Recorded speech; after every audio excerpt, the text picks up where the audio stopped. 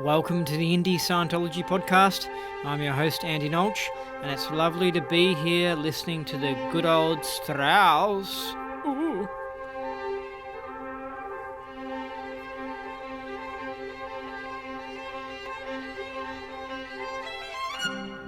This is a podcast that has everything to do with Scientology, that interesting religion you might have heard about.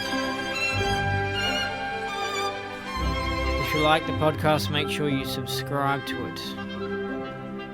If you have no idea what Scientology is, then listen to the first episode of this podcast, or the first few ones, and it answers a few basic questions about Scientology, because it is very complex. So I'd recommend going there first and not listening to this one. How did you like the last podcast with time traveler Peter Moon? Oh, apparently the government does have time travel technology. That's down the rabbit hole, huh? Anyway, if you miss out on that last episode with Peter Moon, we didn't talk that much about time travel. Most of it was about his experience with Scientology. And he had enough to say about that kept us pretty busy.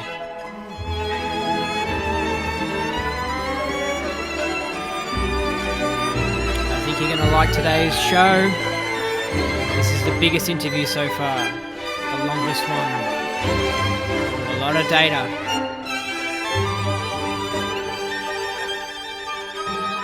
Ooh! Now it's time to go down that rabbit hole into the world of Scientology. Up is down, down is up, left is right, right is left. Ooh, what you thought isn't possible is possible. Welcome to the Indie Scientology podcast. Today's show is with Max Hauri. He's from Ronsorg. He's a big independent Scientology person, and I'm your host, Andy Nolch. Recently on my YouTube channel, I made a video which was a personal message to Leah Remini. Basically, I said I like how a TV show is telling the truth about the church, and that it would be great if she got to interview an independent Scientologist. And she tweeted me back, and she acked me in the tweet. So she said something like, I hear you and I respect your opinion, or something like that. But she didn't mention whether or not she's going to get an independent Scientologist as a guest on her TV show about Scientology. I hope she does. And, part of me feels like that won't happen, because they just tend to, these shows about Scientology, they always tend to just talk about the badness of the church. And that's all they talk about. And they don't even talk about the goodness of Scientology or independent Scientology. And someone who doesn't know anything about Scientology will be watching it and will just think Scientology must be really bad. But they don't understand that it's just the church. It's a whole different thing. Anyway, hopefully she interviews an independent Scientologist. Now, today is the 13th of March. Woohoo! You know what that is? That is L. Ron Hubbard's birthday. And if he was still alive, that would make him, I think, 106 years old. Today would be his 106th birthday. Yeah, so maybe take out some time to put some positive vibes out for LIH, because I imagine you're still out there, and wish him well. And wish him well with his mission, whatever he's doing now. There's an interesting report at nme.com, which is a news site, and it goes a little something like this. I had to wait for something to load. I didn't have that perfectly set up.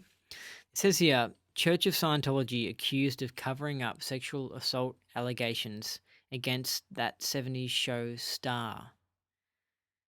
Danny Masterson is under investigation by the LAPD. That 70s show actor, Danny Masterson, is reportedly under investigation following allegations of sexual assault, which were allegedly covered up by the Church of Scientology. Ooh, controversial news. Variety reports that the Los Angeles Police Department is looking into claims of historic sexual abuse. 3 women have come forward and disclosed that they were sexually assaulted by Masterson during the early 2000s. A statement from the LAPD reads, journalist Tony Ortega, known for his Scientology reporting, claims that the Church of Scientology covered up the allegations against Masterson, who is a practicing Scientologist. Masterson has denied the claims, with a representative telling Variety that the false allegations appear to be motivated to boost Leah Remini's anti-Scientology television series. Whoa, interesting. Leah Remini, Scientology in the Aftermath, recently aired on US cable network A&E. Oh, it's funny because I was just mentioning that. Ooh, synchronicity, huh? Ooh, what's that? It is a bit of an anti-Scientology show. That's why, I wanted to interview an independent Scientologist.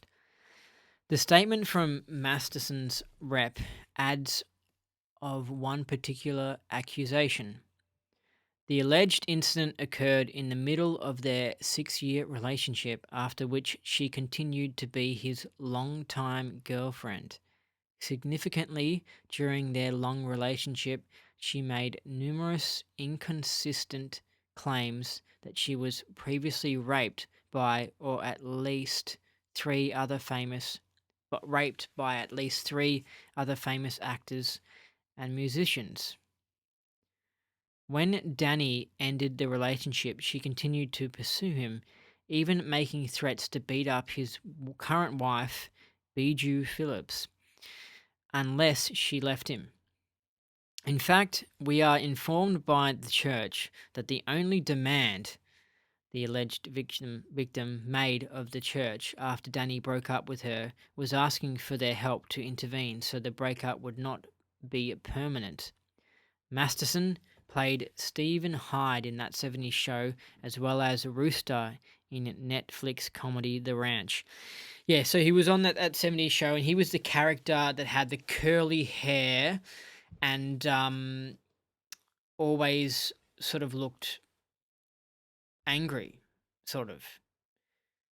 So yeah, hopefully that's the description. He had sort of curly brownish hair, and he wasn't the tall guy, and he wasn't the short guy or anything. He was just sort of one of the characters. I like that 70s show. It's a good show. Now, I don't know if NME is a trustworthy source or anything, but this sounds like a bit of a silly news report, really. I mean, it sounds like this girl is just a bit of an attention seeker and just wants to try and accuse him of. I mean, I don't know. I don't think that I don't know. I don't think this is anything serious. I don't think Masterson's actually guilty of anything. I think she seems a bit questionable. Kind of like those when Trump was being elected, he had some women accuse him of sexual assault or something, and it was very questionable, you know? Anyway, would you like to hear the win of the week? This is called Out of the Bubble, Return of Self. What just happened? Just when I thought I was always kind of in present time, laugh out loud, Ned Drug Rundown arrives with a big bang to bring me right back into immediate present time. It's been only a few days since being done, but already I can see noticeable changes, notably that I am, well, out of the bubble. The foggy kind of not there bubble, the inattentive bubble, the lazy bubble, the just have another drink bubble or pop an Advil bubble. Although my alcohol intake dropped 70% in the last year easy, I was still always nervous around alcohol and apprehensive. I had to have it, but I knew I shouldn't. There were better things to do. Uh, I feel the same way about like toast. It's just funny because people get addicted to different things. I find myself addicted to really silly things. Anyway, should I have some? Shouldn't I? Should I have an Advil for my headache? Shouldn't I? There's a football game on. Should I watch it with beer? These sound silly, but Ned Drug Rundown handled all this for me. Maybe I'll drink one day. Then if I do, I do. But I have no anxieties and misemotions and fears about it all. What freedom!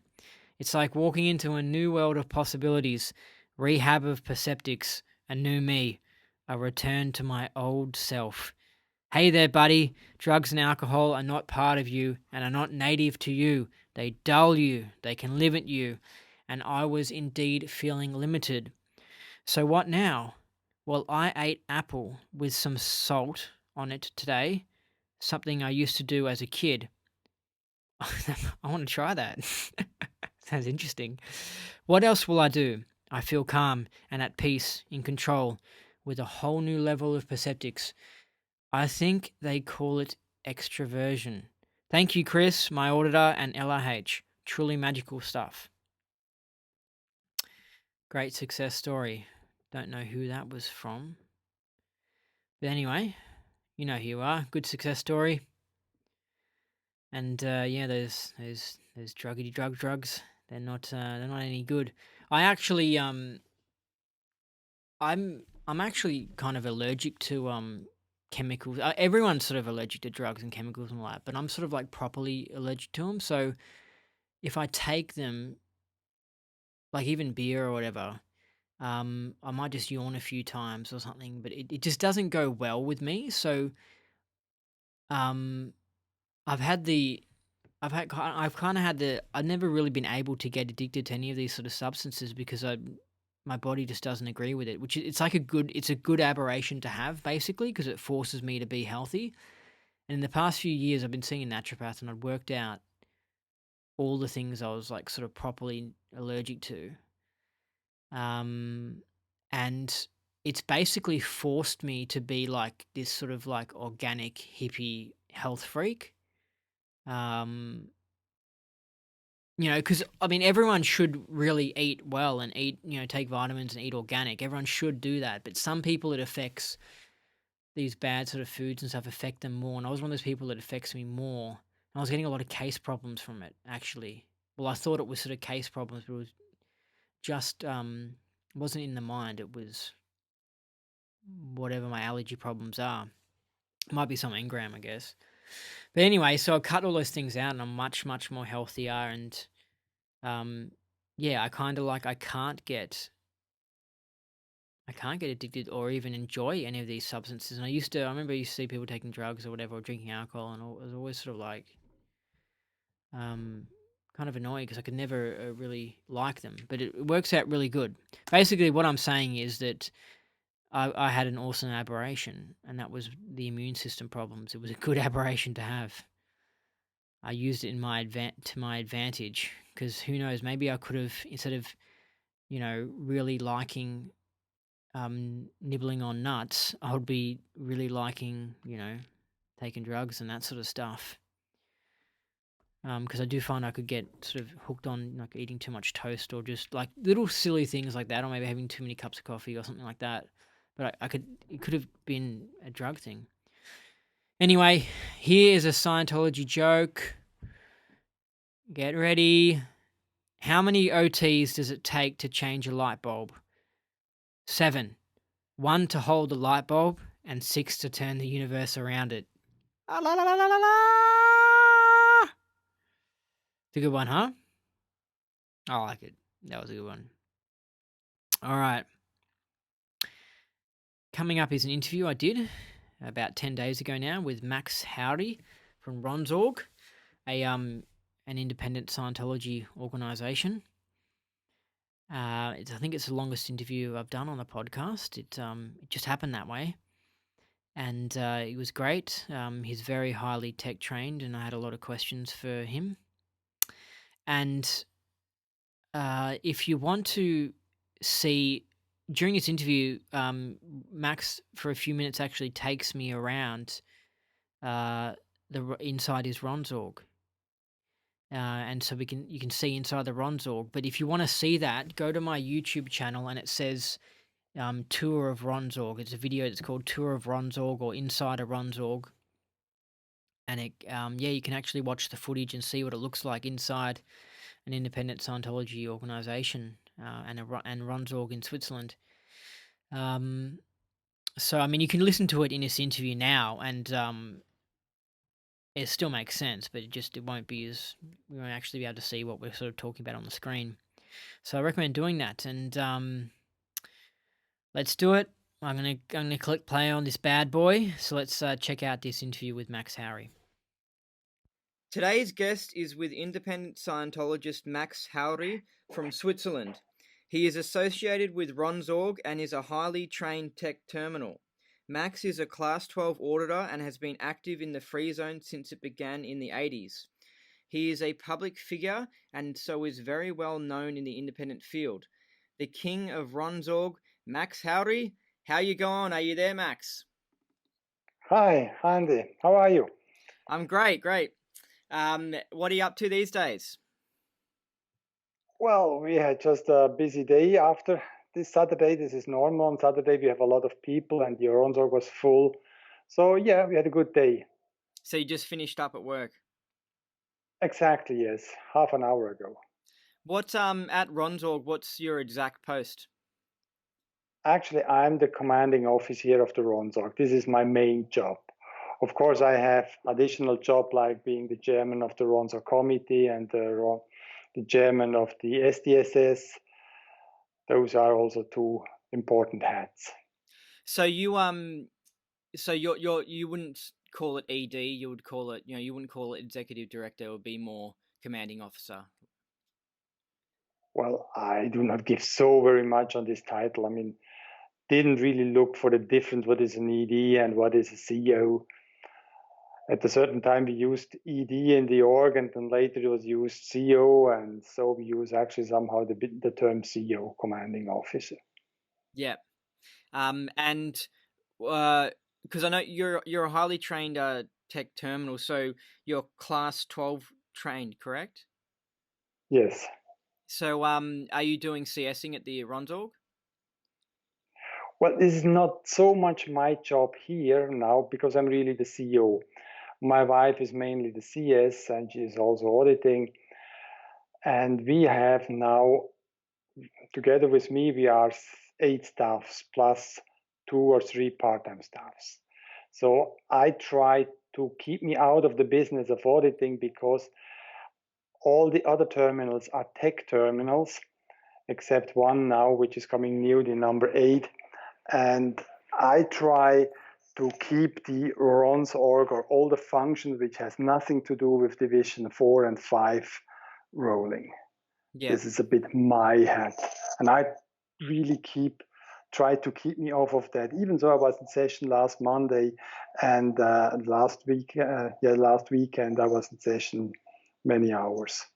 So you've found you've had to you've moved from being you're wearing sort of both hats, the admin hat and the tech hat. Is it hard knowing both hats?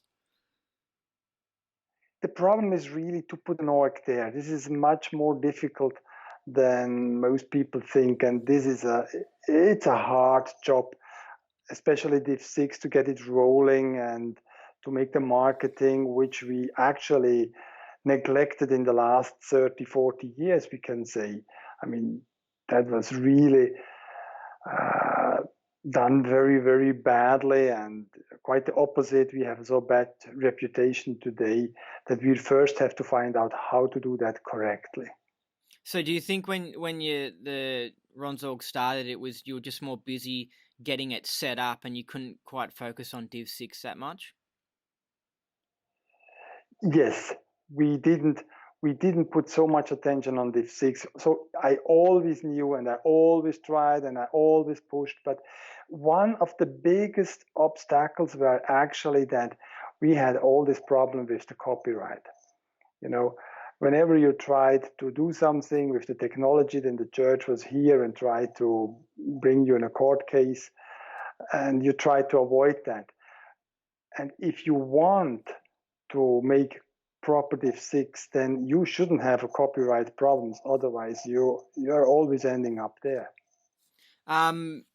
Because it might be, I don't know, every time I've tried to look into understanding what's going on with the copyright thing, it's a little bit complex. Can you just label down what the whole deal is with the copyright thing? So can indies get sued by the church?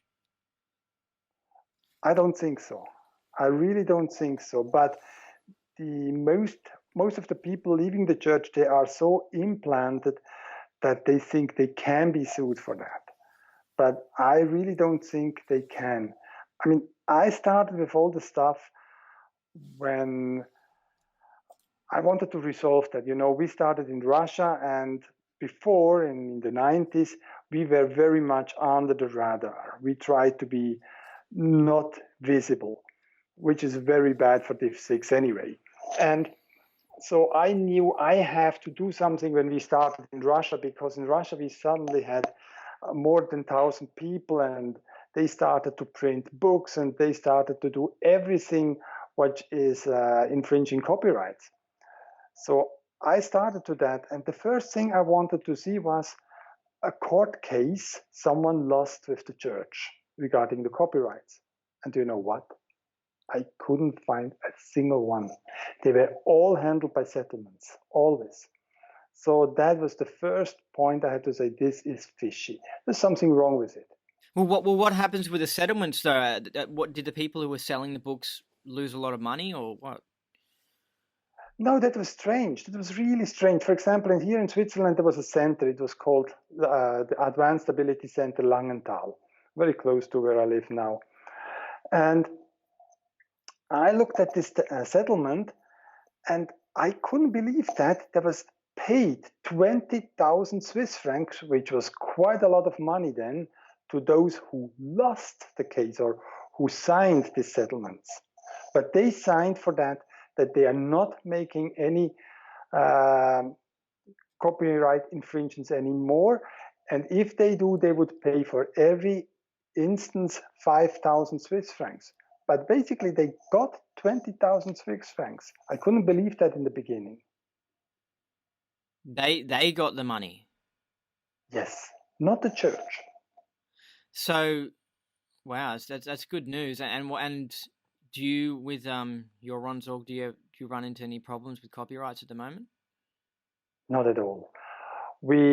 I set up the SDSS 2010, and then for 13 months there was nothing, no reaction. And then I got a letter from quite a renowned lawyer, how you say that, Anwaltsbüro here in Switzerland, with an 8 or 9 page letter, and speaking of 5 million damage and payments and so on, and I have to sign this and that and so. And I also got a letter a month later from the Netherlands with exactly almost the same kind of content, and one from Germany. And we handled that all with two-way communication, This was just by our lawyers, or the lawyer I had actually 2 lawyers. And we just handled that, and I sent off the letter, not in the name of the lawyer, and that was the end of it. They didn't react anymore. And since 2011, there's nothing in that regard. Even so, we have the SDSS online, even so we have materials on our web page, nothing. So I don't think the church can sue you. And I also know they cannot. This is the other point. This is, we invested that subject very thoroughly, and we came to the conclusion they cannot sue us at all. My understanding with my understanding with SPs and suppressive groups, how they operate, is that it's for an individual being to do your own thing. It's kind of okay, but when you start really making a difference in the world and really standing up, the tall poppy syndrome, when you really start shining and standing up, and like if you've got an indie org and it's really booming, that's when they start absolutely dramatizing and trying to suppress you. So have you noticed with the real successful indie orgs that are really booming? Because I'm not sure. I heard that there's an indie org in Taiwan that has like 100 staff or something. Are they getting really suppressed by the church? I don't think so. We know this group. I mean, this is Helen Chen, which is living basically in Los Angeles, I think. And we also trained them on OT3 a few years ago. And we never hear they have any problems. I mean, also in Russia, when we had a lot of things going on, we never got attacked by the church, never sued, never at all, even though they have the same copyright law as we have. So that's fantastic news. I mean, it's just does it, if an indie wants to get into starting up their own org, um, that are you saying that there's no fear of getting attacked from the church? Is that what you're saying? Basically, yes. I mean, of course, the church may attack you. They may try to do something. They did in South Africa something. I don't know what's going on right now there, but obviously they handled it somehow. But I cannot imagine the church has any ground they can operate on. I don't think they are in the legal possession of the copyrights, not at all, in different kind of definitions. Um, and isn't it the more like the further away from the US you are, like apparently it's harder to sue people who are in Russia or in India or something. Is that true? Probably yes. When we have been in Russia, we never had any attacks from the church, even though they tried. Well, the attacks there were different kind of. They actually went to the FSB, the KGB, and we have met the KGB, I think 2 or 3 times, don't remember exactly, at least 2 times. They came into our camp and they investigated us and so, but a few minutes later they left and that was the end of it. This camp you're talking about was is this one of the training camps that you do? Yes, exactly. And it's just it's not all year round, is it? It's twice a year And you're for still 2 weeks. you're still running them Yeah. Only go in April we are going. in Russia. Yes, to Okay, Moscow. great. And I was wondering, so if someone wants to get information on Ron's org or your org, what website should they go to? To ronzok.ch, Confederația Helvetica. When they go to the ronzok.com, this is actually from the Ronzok network, from the Ronzok committee.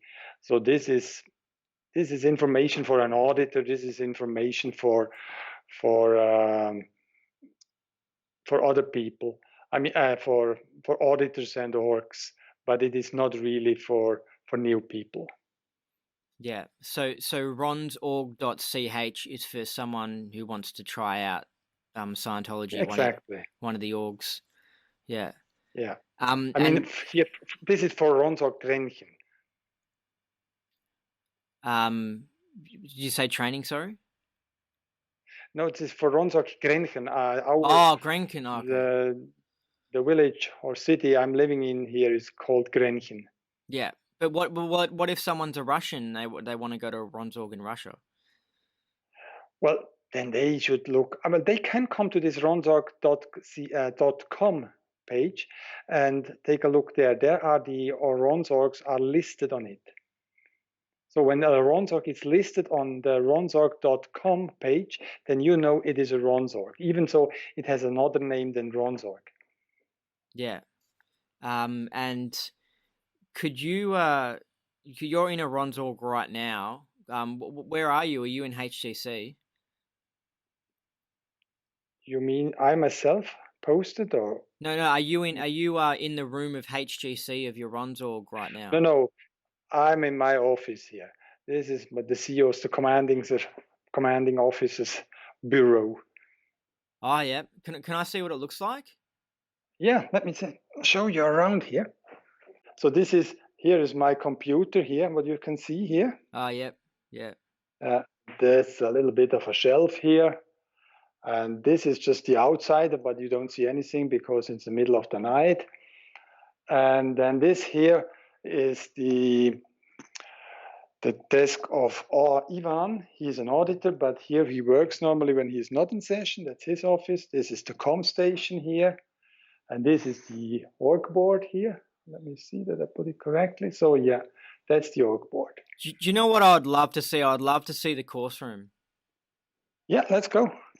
Because this is really cool. Because usually, the interviews on the podcast, people aren't on their mobile phones, so they can't just walk around. Yeah, this here is just the how you say that in English? Aufenthaltsraum, the living room. This is the coffee machine here. Staff room. Yeah, staff room, but also public room. When we make break, then we are here. This is just where we are.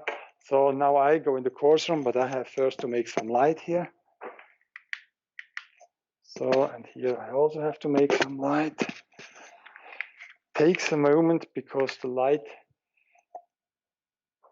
yeah, so now the light is coming. Okay, now let's start here. This is, actually that's the desk of the course supervisor here. Yep. This here are the folders of the students, all kind of. This here are some dictionaries. Today we don't have so many dictionaries anymore because people have actually so many things on their computer or laptop, notebooks and so on. And now you can see here the course room with the chairs. There's not so many chairs here in. We can put more chairs here. This is a practical course room here. You can see here. That's a table here where they drill. Here you still see a clay demo, which is not finished. How can you see it? Yep. Yeah. Okay. Yeah, here it is. That's the clay. This is actually the library here. What we have it all in 3 languages. So so you've got what? German, Italian, and English. German, French, and English. Okay. These are just all kind of books here, you know, also inside here you can see just. Yep. And here is actually the real clay table. I've got an interesting question. The materials you got on the shelf, they look like someone bought them from the church, right? Yeah, that's our books we have had since many, many years ago. I mean, I bought many of those books you can see here. I bought when I was in staff 1980. For example, this here, the red volumes. No, I think this is not mine anymore. I sold mine and took newer ones because they were quite used after a while. So we put some new here. But you can still find in some books my name. But just when we left the church, we started with what we had. Well, what do you think in 50 years' time though, when the books are worn out? What will we have on the shelf then? This here. Let me go to the correct light here. This is a new Dynetics book here. Yeah. So we printed that just recently, new. Oh wow. That's German. Wow. So that's the DMFMH in new. So we print that new. See here. Let's go here. Just well. Do you sell these materials? Yes. Wow. And wow. So do you sell? Have you reprinted all of the sort of basic books? No, we are just in the process of it. This is now the problem of work here. Wow. Wow. So we just have started with that cycle that we really can produce, or I mean, we need the materials. So I have to say the materials are no more so much needed in this kind of books form, because people have it on the computer, they have it on the iPhones, they have it somewhere. This is, by the way, here now, the office of Erica, the CS office. Yep. That here you can see the folders in the background. Yep. Hey, if an indie org wants to order books from you, can you put in orders? Of course. I mean, we print German books here and French books. We don't print English books because there is no need for English books here. Yeah. Yeah. Wow, that's cool. That is also folders here. This is actually folders in and out. Can you see it correctly? Yes, seems to be okay. Yeah.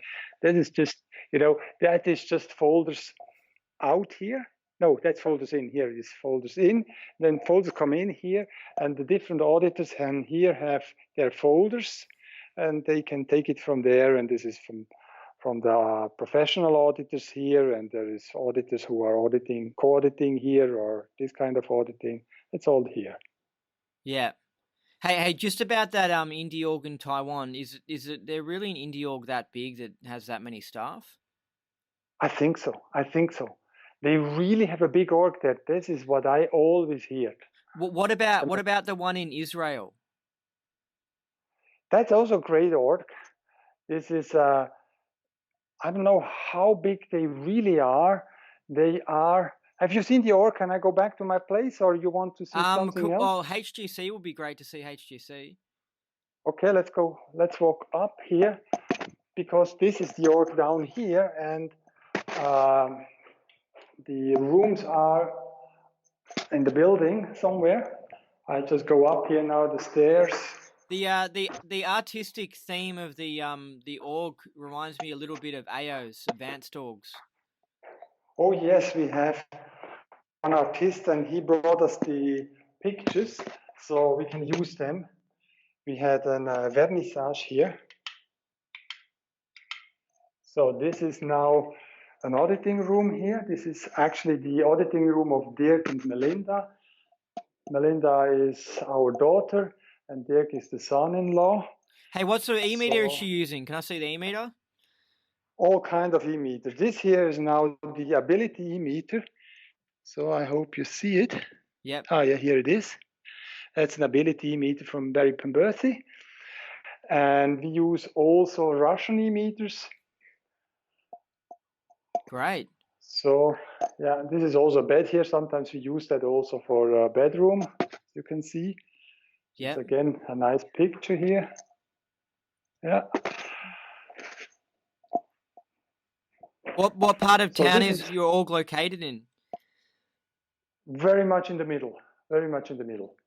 I mean, we are very close to the station. It's about 2 minutes to walk. Great.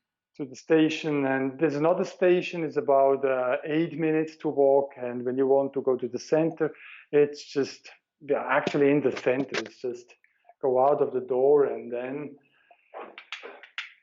you are there. It's also very convenient for our.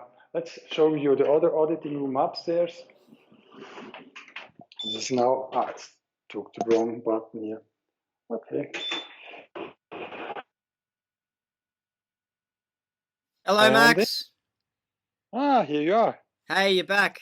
Great. So, what happened? Just cut out, did it? Yeah, just the internet connection got cut somehow. Don't know why, and I had to go down again. Don't know what happened really.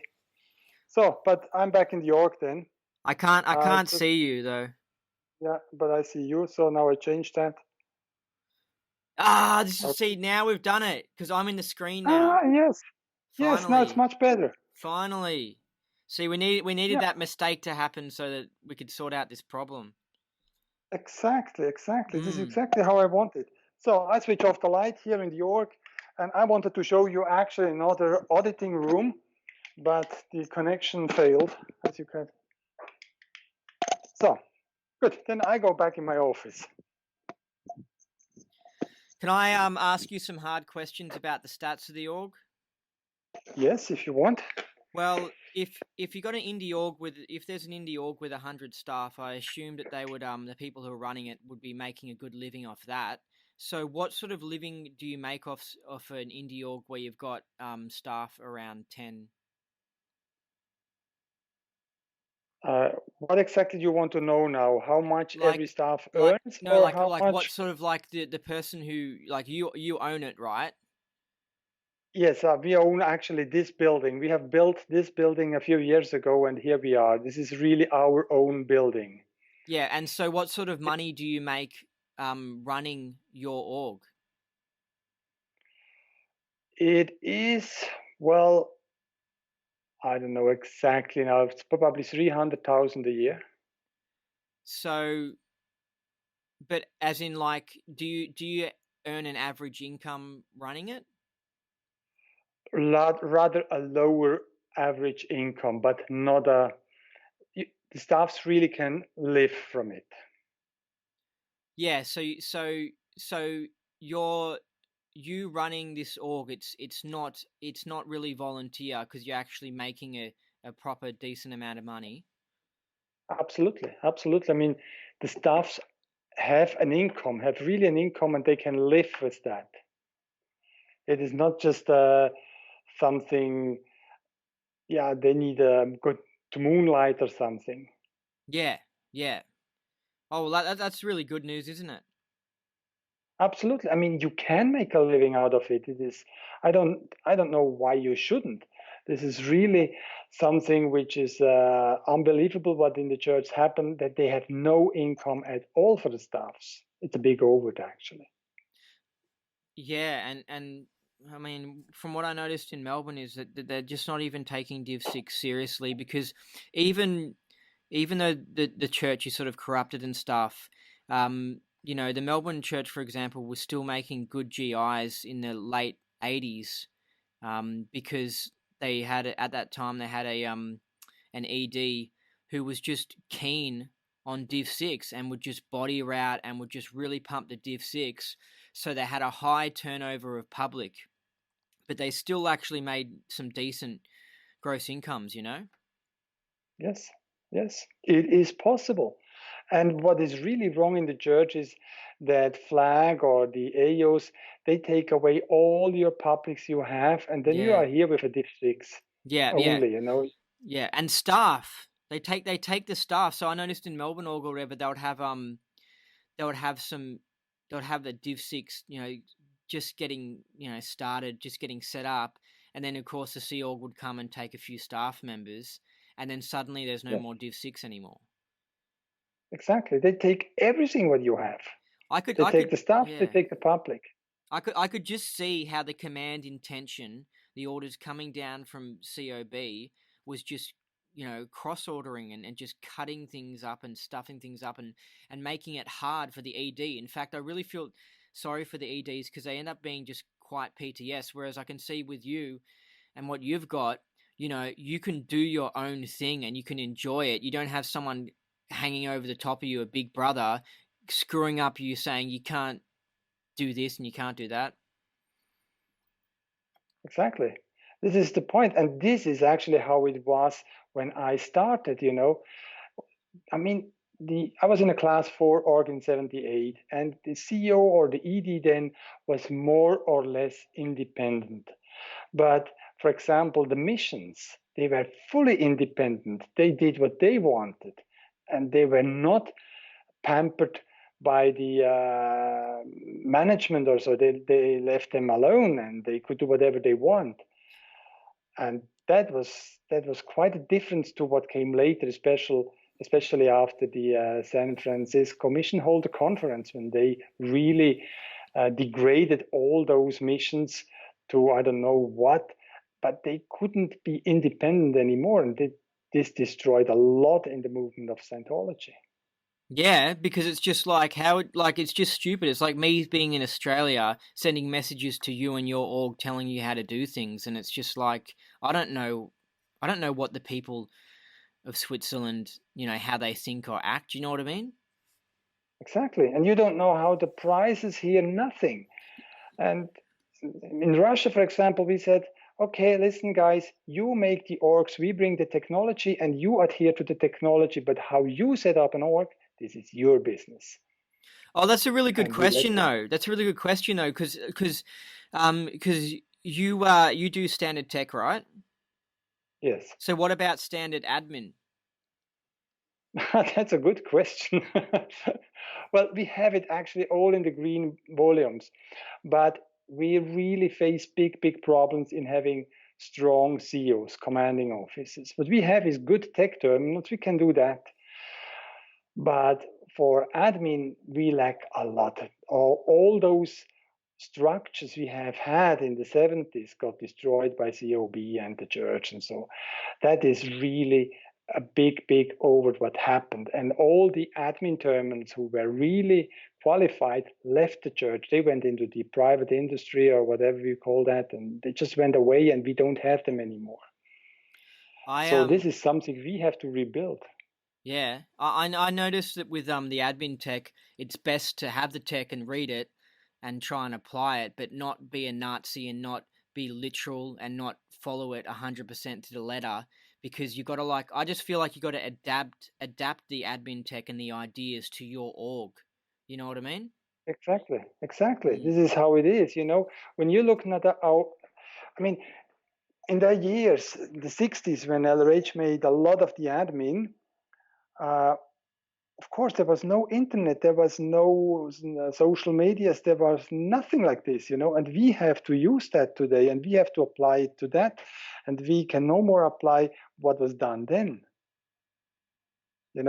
the exact thing, but the basic rules, the basic ideas are still valid, and this is what we right now are in the process to apply.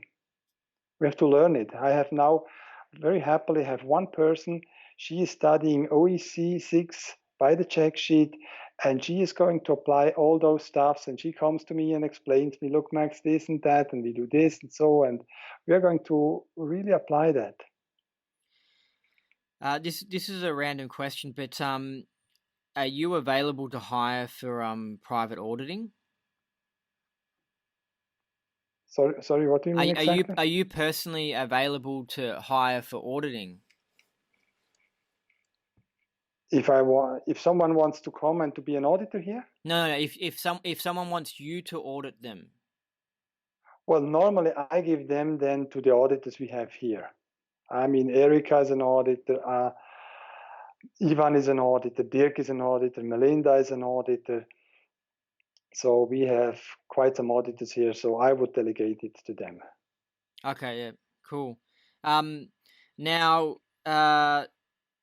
let's go into the whole issue with squirreling, because I know some people are like sensitive about it and stuff, because some of the material you use was written by Captain Bill. So can you explain to me what's the deal with that? Yeah, first of all, I have to say we apply all LRH materials there is available. This is no limitation to that. This is our standard thing. This is what we do first. Whenever there is something, this is what we do. This is the source of everything. Captain Bill, when we left the church, there was knots. Knots was very rather fresh then, and knots got revised. I don't know how many times in the church. It got even revised after LRH passed away long time ago. Well, it's probably been And revised recently with GAT too. yeah, probably. So this is always revised and renewed, and I don't know what. So what kind of standard tech is this, And we know all that actually David Mayo wrote the issues of knots, even though whatever was there, but he was he was actually making a court case against the church because of that. He lost it because they said the church won that court case. They said when you are employed with someone, then the copyright automatically goes to the company and not to a private individual. But actually, they confirmed that he wrote the Not series. Wow, so in a court of law, it was actually proven that David Mayo had written the Knots series. Yeah, that's true. Yeah. I mean, you can also see it on the materials. It's written in big capital letters DM on the initials of the bulletin. Yeah, yeah.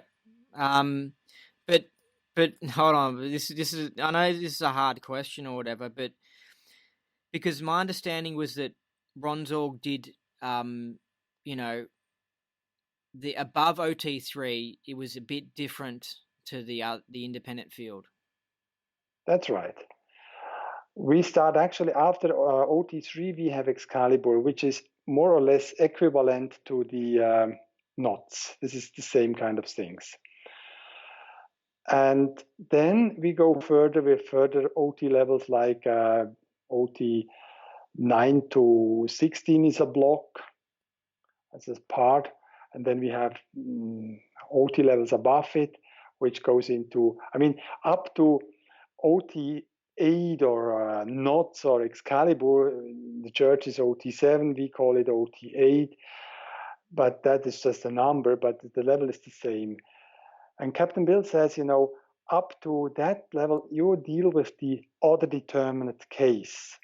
From OT9 to OT16, you deal with the self-determinate case. And above, you go actually into games. There you learn and deal with games. So what about the because I know the new OT levels in the church are changed, like the new OT 5 and 6 and that. So are you saying that you don't deliver original OT 5 and 6? No, those things we deliver. This is no question. We have them and we deliver them. Well, we have them as good as we have them, what we have in the free zone, but this is what we deliver. It's also on our price list. So you're saying so there's OT3, and then next on your bridge you will see the word Excalibur. That's right. And then what will you see after that? Well, after that, you go normally to OT 9 to 16. This due to those levels.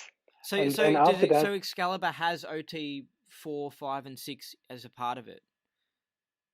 no, this is actually in that part, is talking in that language, it's skipped because this is actually the original OT levels which are there. You had after OT3, you had the original, well, that was original OT7 intention. And then you went back to expanded OT3. And then you went to original OT4, original 5, and 6. That was originally before knots came out. I mean, when knots came out. And then after 2-3 years after knots was released, knots became an OT level by itself. First, when you look in the original book of What is Scientology from 78, you see that knots is just a round down. And after that, you go to expanded OT3 or something like this. I can show you that in the book. This is quite interesting. The bridge was absolutely different then. You had OT3, then you had knots as a round down, and then you went back. I'm not so sure anymore if it is old OT7 as the original OT7 and then expanded OT3. Yeah. I'm trying to understand where at Ronzorg where OT 4, 5, 6, 7 where you'll receive them. This depends a little bit on the person who wants it. Sometimes we have a person coming in doing OT3 and then he says he wants the original and then he is put on the original OT levels.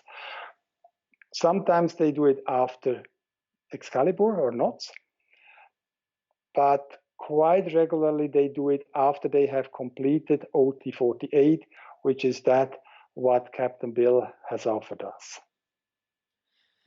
Okay. And OT 7 seems to be this level that's incredibly long. So you're saying that? Oh, sorry, no, I mean knots. Sorry, seems to be a level that it's incredibly long, like more than 1,000 hours or something. What's the sort of normal amount of time that someone could do Excalibur in?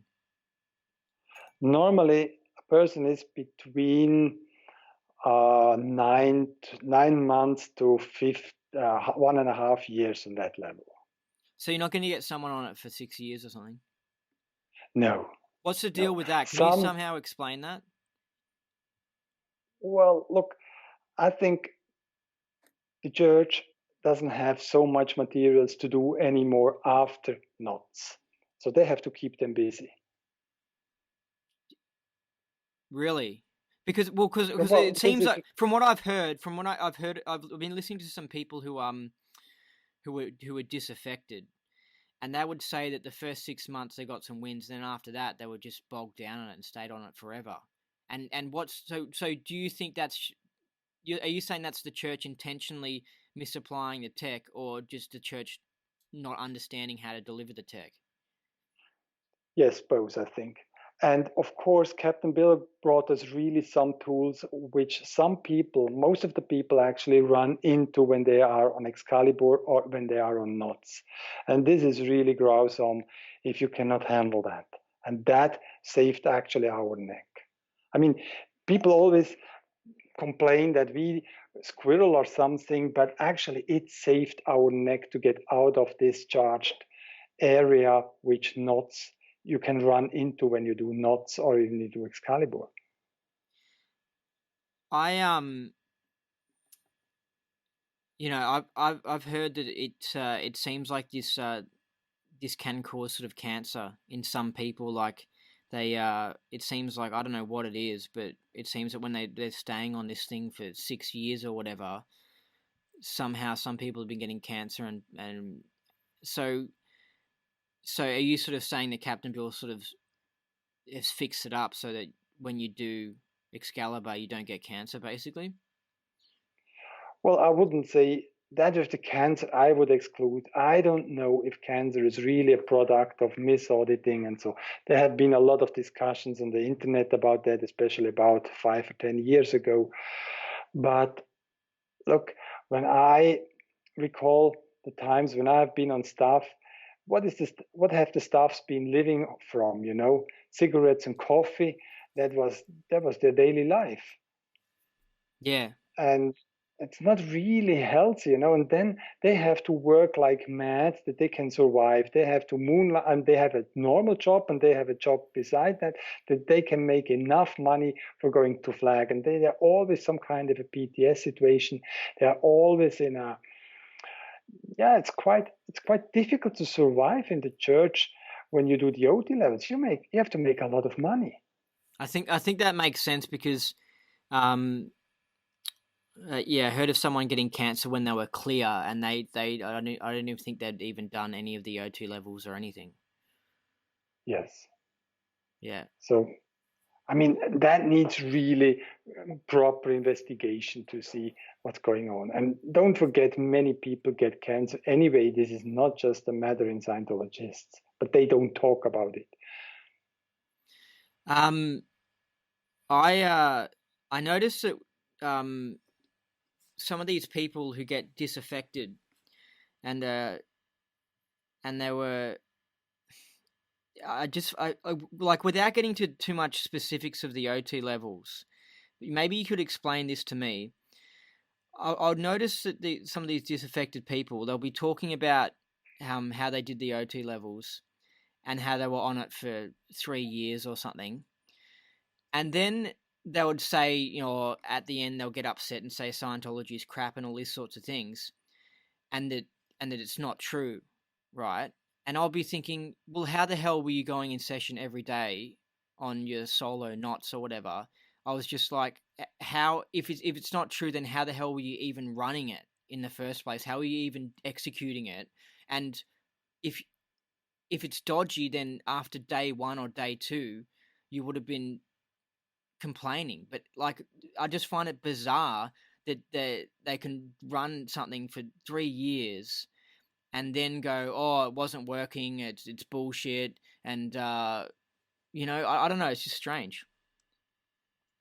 Yeah, I think this is really part of the case, which you can really run into, and you can really run into the stimulation of things which bring exactly this phenomena, and you have to audit that. But this is not given on knots, not at all. But that's important to audit. No, but what I'm trying to say is that, like, look, I ran some Dianetics, for example, right?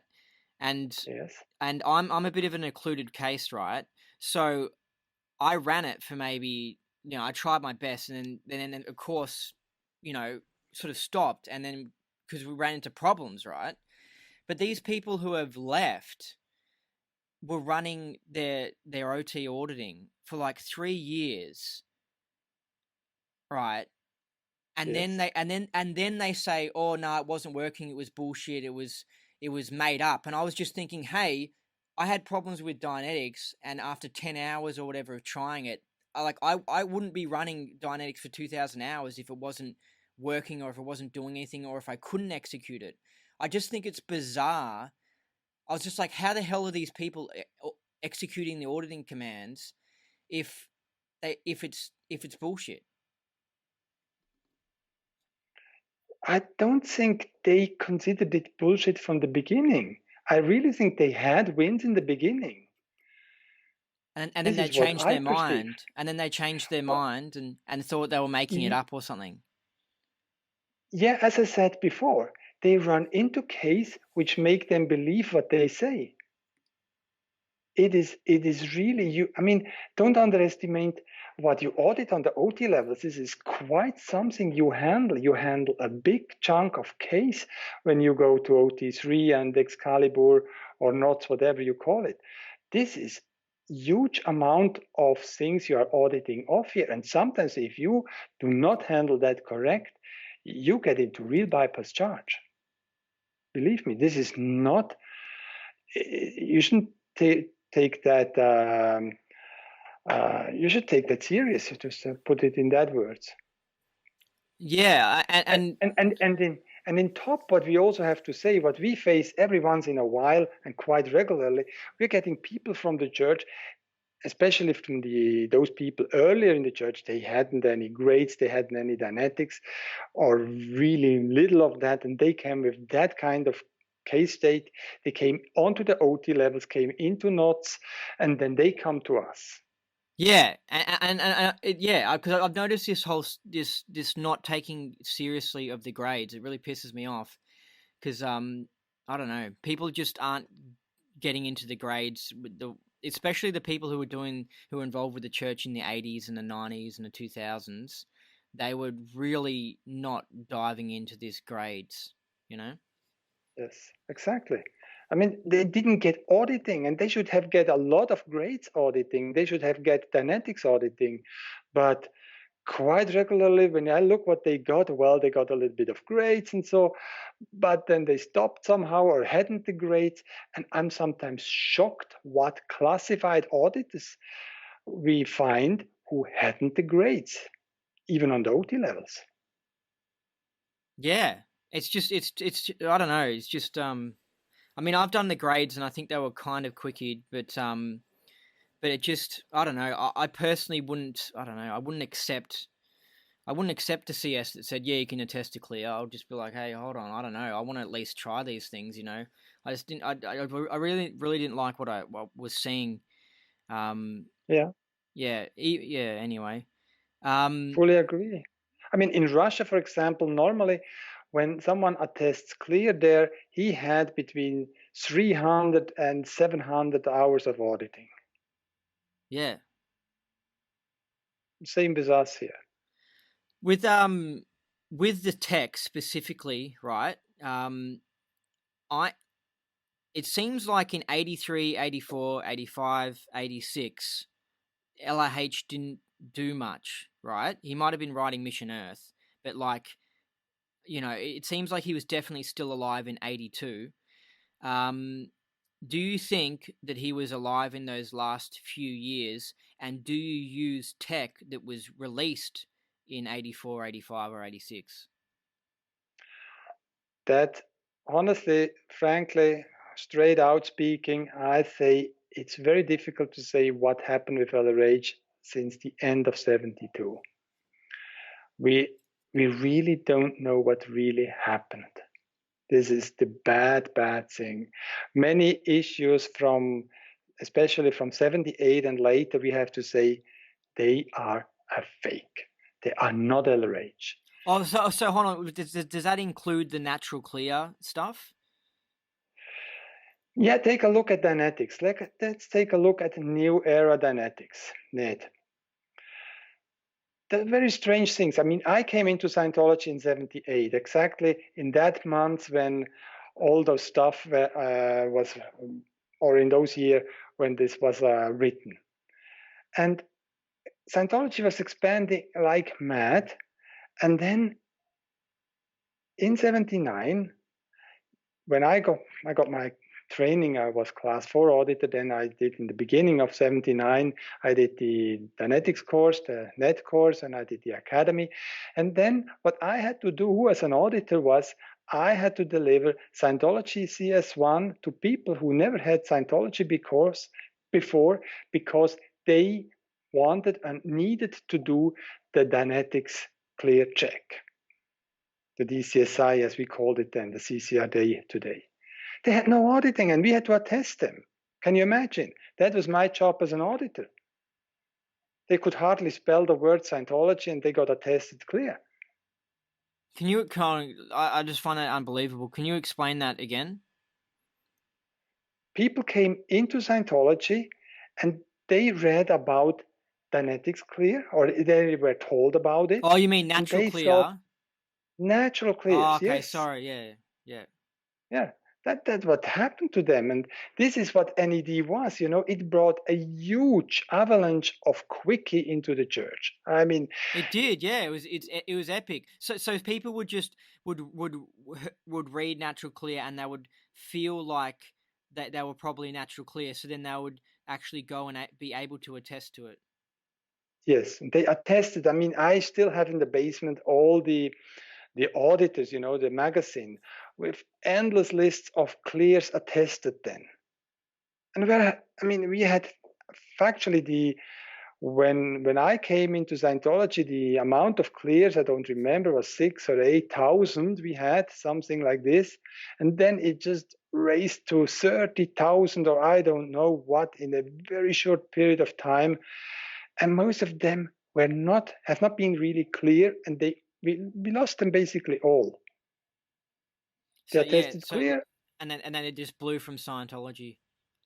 Exactly. And this is the product of NET, that came in 78. And this is really a strange thing. For example, think also what I observed then. It was very difficult. I was an Dynetics auditor and I should do the NET internship, the Dynetics internship. And it was impossible to get any PCs because they all were waiting for the clear check. Nothing to audit on Dynetics. But on the same time, Book One became very famous and everyone was auditing Book One.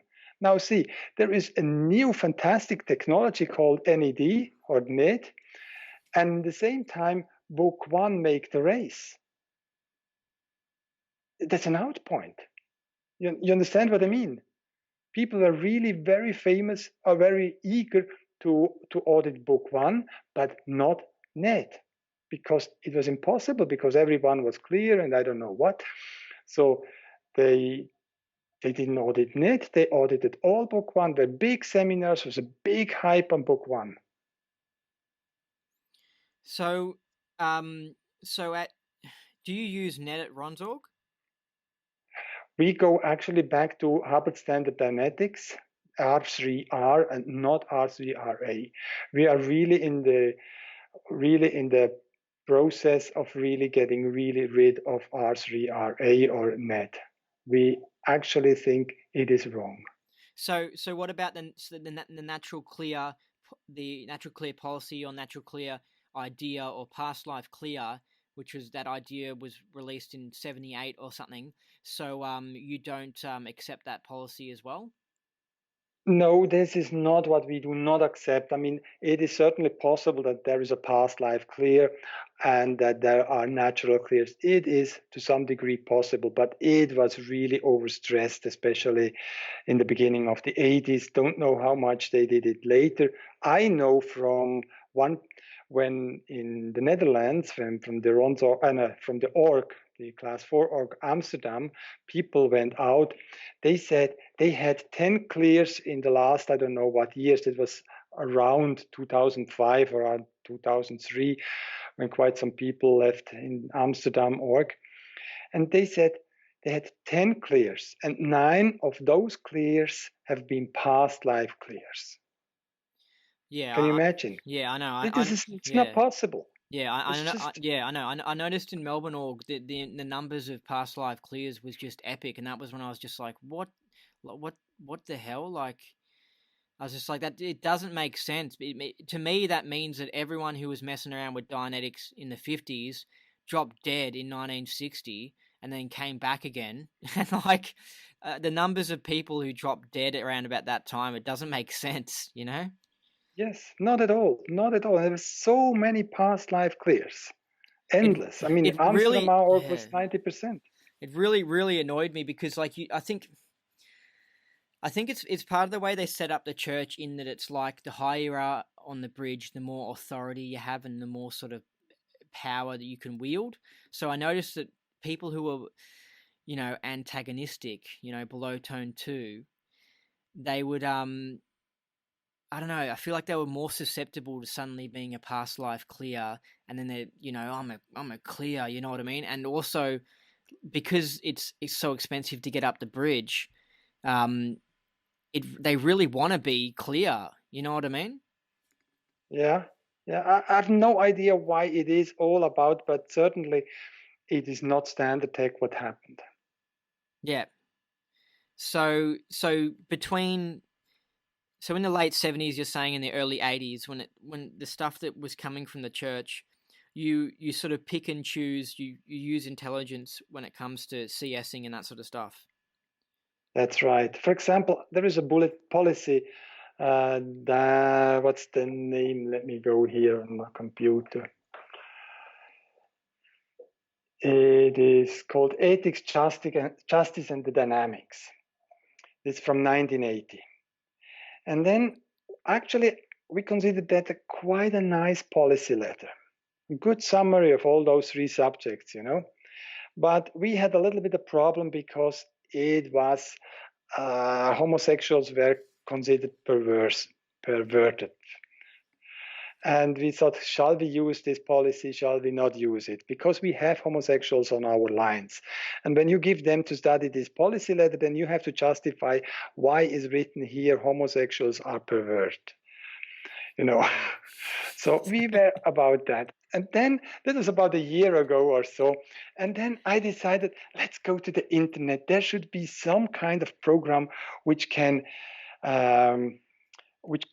compare stuff with other stuff to see if it is copy paste, And I found a program and I started to search what's all about this policy letter, And then I found out, well, this part about this homosexuality, this is copy paste from the Science of Survival, but homosexuality is not mentioned in the Science of Survival at all. That was added, but all the other part was copy paste out of Science of Survival. Then you can find parts of it from the self-analysis book. Then you can find parts of other books, other bulletins, and so that policy was made up, and then some text was written by someone, don't know who, but I cannot imagine that LRH takes copy paste from his books, and then writes something between it to fill the gaps and so, and say, well, this is now an HCOPL from me. You understand what I said? So yeah, so you're saying that when the church released this HCOB, was it, and it just was word for word something from Science of Survival? Yes. Science of Survival, self-analysis, and I can show you more. I mean, I've just had it here because that was really relatively a new thing I have seen here. So it is from Science of Survival, it's from Notes on the Lecture, Science of Survival, this is from PAB 91, Self-Analysis, Science of Survival, from the Policy or HCOB Responsibility. So that's all put together in one PL. I mean, it is not not LRH, but is it really, can we really consider that as source materials when someone takes the stuff and puts it together into a new policy letter? With Yeah. all the footage, you can make the film you want. Yeah. Interesting. But you do accept some tech that was released in the late 70s and early 80s? Look, there's quite some interesting things. For example, the bulletin about rudiments was also released then. And I think this is a good summary of the rudiments. Or then you find bulletins about how to run start, change, stop, or these kind of things, or about something about reach and withdraw and so. But when you go and search a little bit deeper, then you find this is taken from an earlier issue. For example, when you take NET, you find, let me take, are you a class auditor? No. Okay, there is NED series 6RA. This is basically the heart of Dynetics. This is engram running by chain. And of course, when I started in Scientology, I thought this is LRH. LRH wrote that bulletin. And then years later, when we had the Ron's organ, when I started to collect all the materials, I started to collect this and that, and suddenly I realized, hey, now hold on. There is a bulletin called Engram Running by Chain, and this is from the 6th May 69. That was originally an HCOB. Then it got revised and cancelled as an HCOB, and it became a BTB. And then it was revised once, revised twice. And then the exact same bulletin became NED series 6RA, which is the bulletin, don't know the date, from 78 something, June or July 78. But it contains a lot copy paste actually from this original BTB, whatever it was. It was first it was called an HCOB, later it was called a BTB, but then it became an HCOB again. But now take this bulletin engram running by chain from 6th May 69, then you find this is actually put together from several other bulletins. You can find bulletin from this and that, and that was put together to one bulletin. So this is quite something what was going on here. Why do you think the church was doing this? That's a good question. I really look, this is now really guessing what is here, and for me it's very, very difficult to say what really happened and why they did it, and so don't know. Maybe it was knows best, knows better. I have no idea. The same thing actually with confessional procedure, exactly the same. You can find actually confessional procedure from 30 November 78. This is the standard issue today. But when you go earlier, you find an issue which is very similar to this one, Yeah, it's really And interesting. it changed the tech completely. We learned that, and I thought this is correct technology. When I left the church, I thought this is correct, and I know. And then we went on, and we came to Russia in 1997, and we just learned them how we learned that when I was staff in the 70s and 80s, And then Russians, they have an habit, and they ask questions. They ask thousands of questions. They are really not shy about that. And I'm not the guy who says, well, this is so and that's it. When there is a question which I had to say, this is a justified question, then I tried to answer that correctly. And sometimes it took me years to answer a question because I had to say, listen, that's a good question, but I have no answer to that. But that made me think and let me study all those stuff, And for example, I was never satisfied with confessional. I was not satisfied with the confessional technology. I was really ready to throw away confessional completely and say, forget it, this is just bullshit. Forgive me my French. And and I tried so many things with this confessional. I couldn't get it really running as it should. When you read about confessions, it's great technology. You can make so big wins and so on. And I had to say, no, sorry, it doesn't work. Not at all. It's a waste of time and money. That was my opinion about confessional.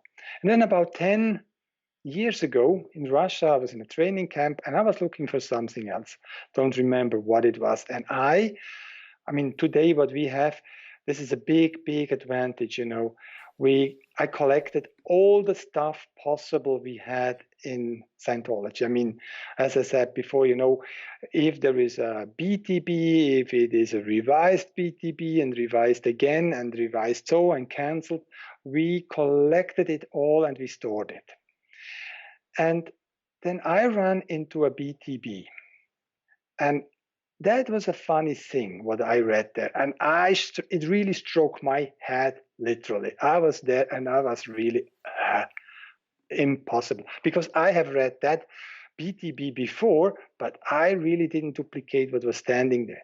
And there is written that when you ask the first time a confessional question, you can switch off the e-meter. You just ask the question straight out into the face of the PC and ask him. Get it answered. And only when the PC says, well, now I have told you everything about this question, about all this over to this question, then you start to check the question on the e-meter. And then I thought, well, that's a BTB. This is not LRH, Of course, it was Mary Sue. At least it was Mary Sue.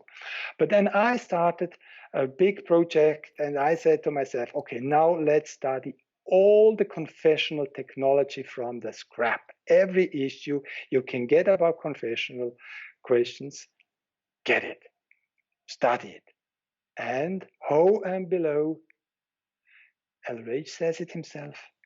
He says, you ask the question directly, and only when the PC says there is nothing anymore, you check the question on the e-meter and then get the question again answered when it is reading. But this is absolutely opposite to what I was taught in 1979. You always had to check the question first before you ask it. Always. When there is no read, you do not get the question answered. And the same applied then to rudiments. In the rudiments, we did exactly the same. And I was really sometimes cross with my CS back in the church. You have a PC crying. I mean, the RC break was so obvious. It was so clearly obvious. PC crying. It cannot get any worse. But you had to get the question reading before you can ask the PC, do you have an RC break? So we canceled that, we canceled that before, but it makes much more sense. You ask the question when the PC has an RC break, you handle the RC break. I mean, it is obviously that the PC has an RC break, so get it handled. What do you need an e-meet? What you are waiting for, Yeah, I mean the way that these sec checks are just. I did one and I only did about 20 hours of it because you hear stories, the horror stories or whatever. I only did 20 hours, and at the end of it, I was depressed, just thoroughly depressed. I'd spent all this time and money, and I'd had a little bit of a win. My knowingness had gone up a little bit more. But my knowingness was more that there's something wrong. There's just something wrong. I got it done at the Advanced Org in Australia. But what I ran into as well that was interesting that I'd like to get your opinion on was, I think, problems with FNing, like the definition of FN. And I heard that COB, David Miscavige, changed the definition of FN in the 90s, I think. And it just made it a lot harder for people to get FNs. Do you know much about that? Well, I was not in the church then, but I hear that quite regularly. And I mean, when you have an FN, you really see an FN. And sometimes it's just, you have to recognize when there is an FN and that's it.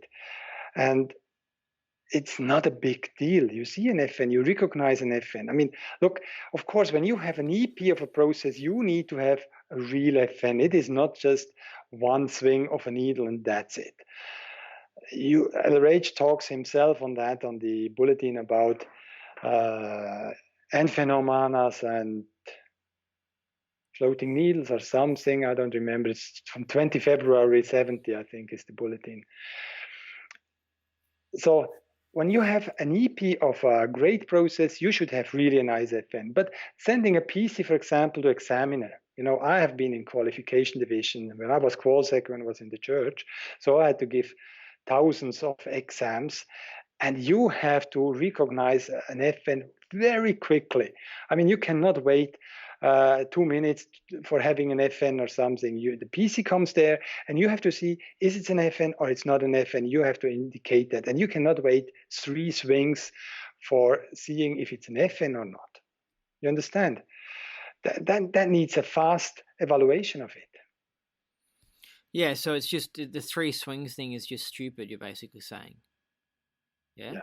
Yeah. 'Cause I noticed it was stupid. It slows down the auditing and makes it stupid, and you can see the auditor looking at the meter, waiting and counting, and it just makes the auditing, you sit there and you just think this is just stupid. Yeah. But I think it's not the FN issue really which made the auditors so desperate in the church. I think the big problem was when they came with electronics and when they made surveillance cameras on every session and someone was checking that. Oh, And then on top of that, yeah. on top of that, you had this definition of FN, and you had no more, you were so controlled as an auditor. You were so PTS that you always can find mistakes when an auditor is auditing, especially when you have a camera on him. Believe me. Yeah, and it's just like the whole thing is squirreling, like not squirreling is so that the auditor doesn't take someone in a room and like have sex with them or play with like gems and do kinesiology or just make up a command. It's not, you know what I mean? It's not like the little nitpicky things Yes, that they're picking them on, you know? exactly. It is really, is it an FN? It is not an FN. Is it the read good enough? Is the read small, too big, too small? Bullshit. It's just the auditor's just PDS. It just sends the auditor PDS. Absolutely. Yeah. So what would you define an FN as? Well, look, there are many bulletins about it without Miscavige's opinion to it, and you can take it from there. I mean, it is really not, it's not difficult to understand. It is not something, a small FN of 2 millimeters or something. This is not an FN. An FN is normally really something which is going over the scale. But depending on what kind of process you are, you don't need a 3 swing for and backwards of the needle. I Sometimes you just have an FN, especially on the rudiments, and take the FN, and that's it. Indicate it. The more you hesitate to indicate an FN, the less you will have it. I think you can answer this question that I've got. When I was involved with the church, we were drilling, right? And I was helping someone. I was just being a pretend PC. I was helping I think an order to get trained or something. And we were using the new e-meters, and the new e-meters have a recording device that can record what the needle was doing, right? Yes. So we did something, and then something happened. They stopped, and they had to watch the playback for an FN, right? And the head of qual was there, and the student who was getting trained, and I was just sitting there waiting for them to sort it out, and they watched over and over and over again this recording of an FN, and one of them thought it was an FN, and one of them thought it wasn't, right? And I was thinking, well, you can you're watching the replay of it. How is it like that hard to work out? So eventually, after like 5 minutes, the head of qual was actually wrong, and it was an FN. And I thought I thought it was strange, that the head of Qual would make a mistake, right? Not only the first Mhm. time, but then make a mistake after watching it 10 times in a row, right? The head of Qual that was trained at Flag. And then also the fact that why is it so hard to spot an FN? And I just thought, what the hell is going on there? Can you explain to me what's going on there? Yeah, this is exactly the same problem as the auditor who is uh, surveilled by a camera in session. You have the same problem with a qualsec. And first of all, you have to understand that very often these qualsecs we had later, they were not real auditors. They didn't audit a lot, because when you have audited some hours, I mean, let me say 100 hours or so, you know what an FN is. You know how it looks like, and you don't have any questions about that. But then you see how many hours they have audited. They have done drills. Look, what is so bad, you have to make an e-meter course. And people are I don't know how many years on this e-meter course. It is impossible. It's unbelievable. They are for a year full time on an e-meter course. Can you imagine? LRH would have gone, he would go out through the roof. He would say, yeah, it's impossible. I mean, you go through this e-meter course within 3 days, and otherwise you leave, you go for retrain, you go for, and then they're so long on it. I mean, I cannot imagine that someone who is that long on an e-meter course is then competent in e-meter handling. So, And but on top of that, what also is important, the meter dependency, what LRH says you shouldn't, became so incredibly, people became so meter dependent, extremely meter dependent for all and everything. so in this situation though, can you explain to me though why couldn't the Qualsec spot an FN? You have to ask him. I don't know. Look, we have to check FNs every once in a while in the drill here, and that's not a big deal. It's really not a big deal. You put the PCs, I mean the students there, and you put an auditor there, and then you check them for FNs, and you stand behind that, and you see the FN, and you don't see it. It is such an easy drill. I don't know what is the problem. Is it the definition of FN being screwed with, and then the students are just confused now and stuff or something? No, I think it is really the pressure from top that you cannot make any mistake. I think this is the problem. You're not allowed Yeah, for any mistake. Neither the yeah, qualsec, nor the auditor, nor the PC, nobody. yeah. Interesting. So, I'm wondering if we could talk a little bit about Captain Bill. Yes. Can you explain to me sort of who he was and how he started the Ronsorg? Well, let me start with something very interesting here. I heard that only a few years ago from that Ernie Martin. I don't know if you ever heard that. That's an old timer living in Los Angeles. By now, he's probably 80 or 90. And El Rage, if I'm not mistaken, took him probably in 1972 and told him, listen, if everything goes wrong, go out of the church and start it from anew and call it free zone. What was the name of this person? Ernie Martin. Ernie Ernest Martin. Martin. Ernest Yeah, Martin. Ernest Martin. Yeah. Okay, yeah. And LRH really told him that. And this is also the story what I heard from Captain Bill in a similar version. Maybe you have seen Alan Wright. He passed away a few years ago, and I put a lecture he has given online. You can find it on the Max Hauri on my YouTube channel. And it's a bad quality, but nevertheless, I put it online because Alan Wright was a person who was actually on the ship.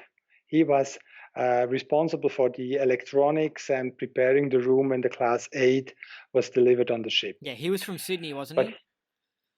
yes, he was an Australian, yeah, exactly. So that's the tape online on YouTube. And Captain Bill left actually somewhere in the 80s, end 80s or beginning 81. And he knew he had to reset that. He knew he had to make it new. And he was talking to the people there in West America and the West Coast. But I think Ernie Martin was also one of the guys then. And he talked to them and said, we need to make something new. But they didn't listen to him, and he couldn't make anything going on in California. So he left California, and I don't know what exactly were the reason. He came to Spain. There was John Caban, was a friend of him, and then they could find some resonance, especially here in Central Europe. Don't remember exactly what he did in Spain and how long he was there. At least he bought a house in Andorra, which is on the border from Spain to France. That was his residence, still to the end of his life. But actually, the Ronsorg got started in Frankfurt. So here in Frankfurt, in Switzerland, and in Paris, also Denmark, he got a lot of people listening to him, and then he started actually to Ronsorg here in 82, 83. There was quite a lot of things going on. No, sorry, that was not 82. That's wrong now. 84, the Ronsorg was started in Frankfurt, I think. And then we got quite a lot of people because in 82, in 83, literally thousands of people left the church here. They were all out of the church, but they wanted to do something. And then was also the times when David Mayo had his Advanced Ability Center in Santa Barbara, and also this Advanced Ability Center in Langenthal, what I was mentioning in the beginning with the copyright issue. So, and first Captain Bill thought David Mayo is doing all the technical stuff, but then that really went wrong. I mean, David Mayo got attacked by the church seriously and had to close the center, and then everything went actually into Ronsorgs instead of Advanced Ability Centers here in Europe. That is, in short, the story. Yeah, and well, it all sounds pretty good to me. You know. Yeah, it was a fantastic time. Yeah. It was really exciting in those years. I heard that in just before Captain Bill left the church that he released some policy letter that said that the church has been taken over by the implanters, like the enslavers or something, and that now Scientology and the church is like an implant, right? Which was true because that's the way it was operating at that stage. It started to suppress people as opposed to set them free. And I always thought I would love to read that what he'd written, and I was wondering if you know of this and how I could find it. Have you ever read the sector operation bulletins? You know those? Yeah. I think you're mentioning this actually. There's a lot of stuff in there. Yeah, but this was something apparently released within the church that was written, you know, like a policy letter in the church would be written or something. Does it even exist? I hear this story the first time. I mean, if it would exist, that would have been cancelled faster than you can count on 3. Yeah, because apparently, because Captain Bill was trying to wake everyone up to what was going on with the church when he found out that he had been corrupted, and so he wrote this thing and released it out. And I just thought it would be great to read that. It could be that he did. It could be. I have no idea about that. Sorry to say so. Yeah. So speaking of that, which is really interesting, do you think it did get taken over by the church? Yeah, they did. Do you think the church got taken over by the like corrupt individuals in the government, or just Absolutely. or just SP like David Miscavige? Well, I have to agree when Captain Bill says it has been taken over by the implanters. But the implanters or Maccabeans, however he talks it. This is certainly a war going on here. You should not forget, this is an order of great magnitude to destroy Scientology. This is not just a minor over. This is not just something, well, happens every day. I mean, we are talking here about a fantastic technology which is supposed or determined to clear the planet, which is just got destroyed. It got destroyed. It did not got taken control over it. It got destroyed. And I have the facts. I mean, we have been talking before about this technical stuff, how it was altered and so on. And that's quite a lot which got altered. So yes, I agree when Captain Bill says that it was taken over by the implanters. And Captain Bill says by himself that they had to take it over. Otherwise, if they wouldn't have taken over, Scientology would have been expanded absolutely and without any stop anymore. Well, even with the taken over church, it's expanding in Taiwan. Like, it's pretty popular. Apparently, the church org in Taiwan is like a department store. Like, as in, it's not empty. You know what I mean? Like the Melbourne one is. Big. But it's just like, and that's with not the correct tech, and that's with. I mean, I don't know if it's getting smaller now, but 2 years ago when I was involved with the church, it was like, why is it popular in Taiwan? I know this is off topic, but I have no idea. It's not something I can tell you right now here because I have no contact to the centers. The only thing what I know, when we have been in Los Angeles and we were speaking with Helen Chen and with Helmut Flash, that in Taiwan they have mainly a Div 6 organization. This is basically that. But I don't know what is the current state. I mean, I can be absolutely wrong.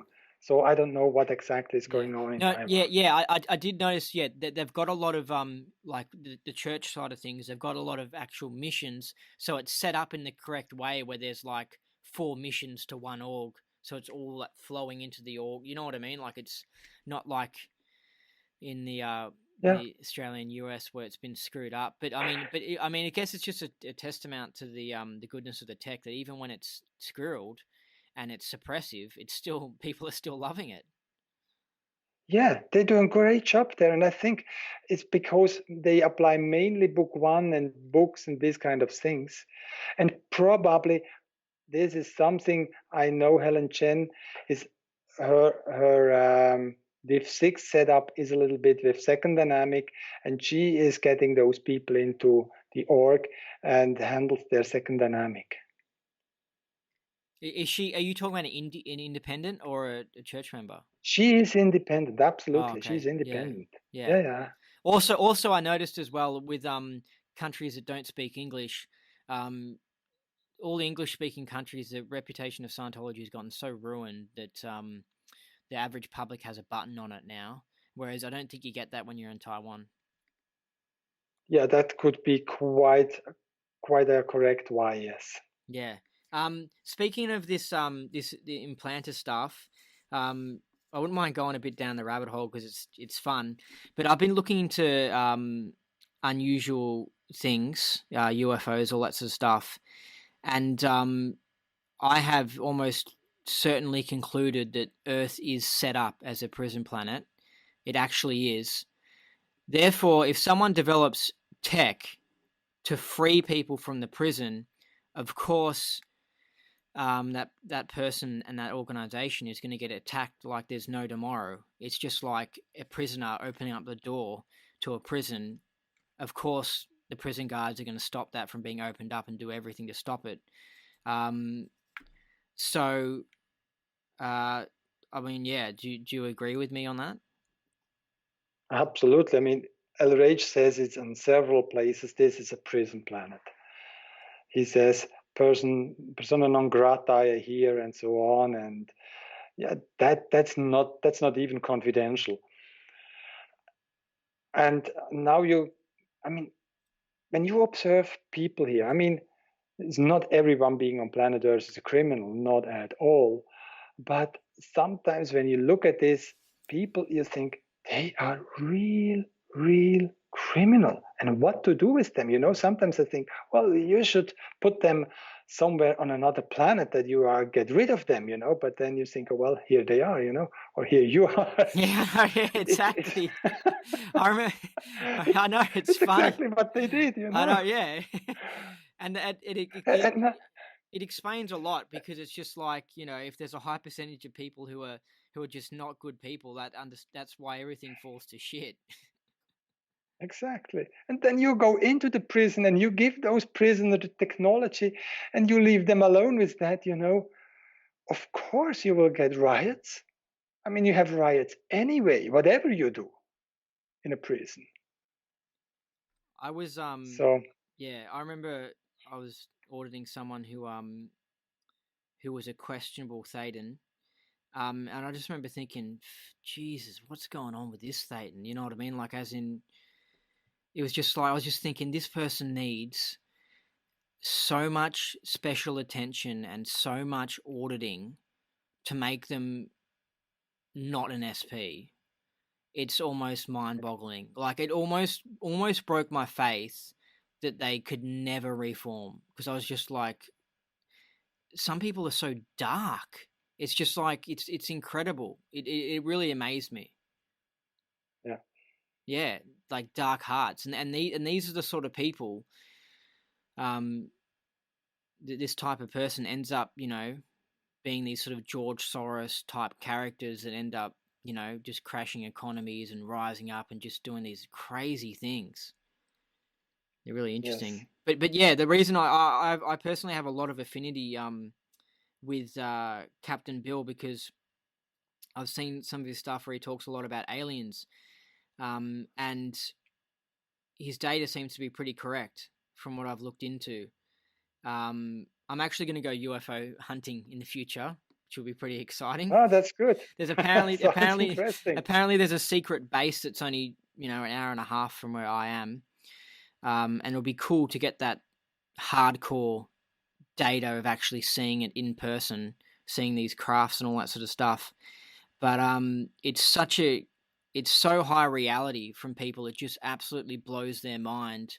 But it's just like, this is why when it comes to Scientology, if Scientology really is, and this is a good question for you, if Scientology really is the door to get out of the prison, well, does it really get you out of the prison? And does Ronsorg tech actually make a free being? A free being, certainly. But this is not something you do in 20 minutes. It is really something you work on it. It's a And you should lifetime. not forget, yeah, a lifetime, maybe in more lifetimes. Yeah, like you It never is give not up on it, sort something, of. You continually. It sort of seems like it's something freedom is something it's permanent. You always have to work on, sort of. exactly. It is really something, it is a style of living. It Yeah, is not just you get some session and then it's done. I mean, Scientology, of course, you can make Scientology and you get just something handled and you go out again and that's fine. But if you really want to free, it takes more. It takes also that you become an auditor. It takes that you study the admin tech, that you study the data evaluators, and this kind of stuff that you really make it your own, this knowledge. It is not just a com course and make an HQS and that's it. But yes, it is the door to freedom. It is the door out, and it is the door for other civilizations out of planet Earth. I cannot say you will make it in just one lifetime or so.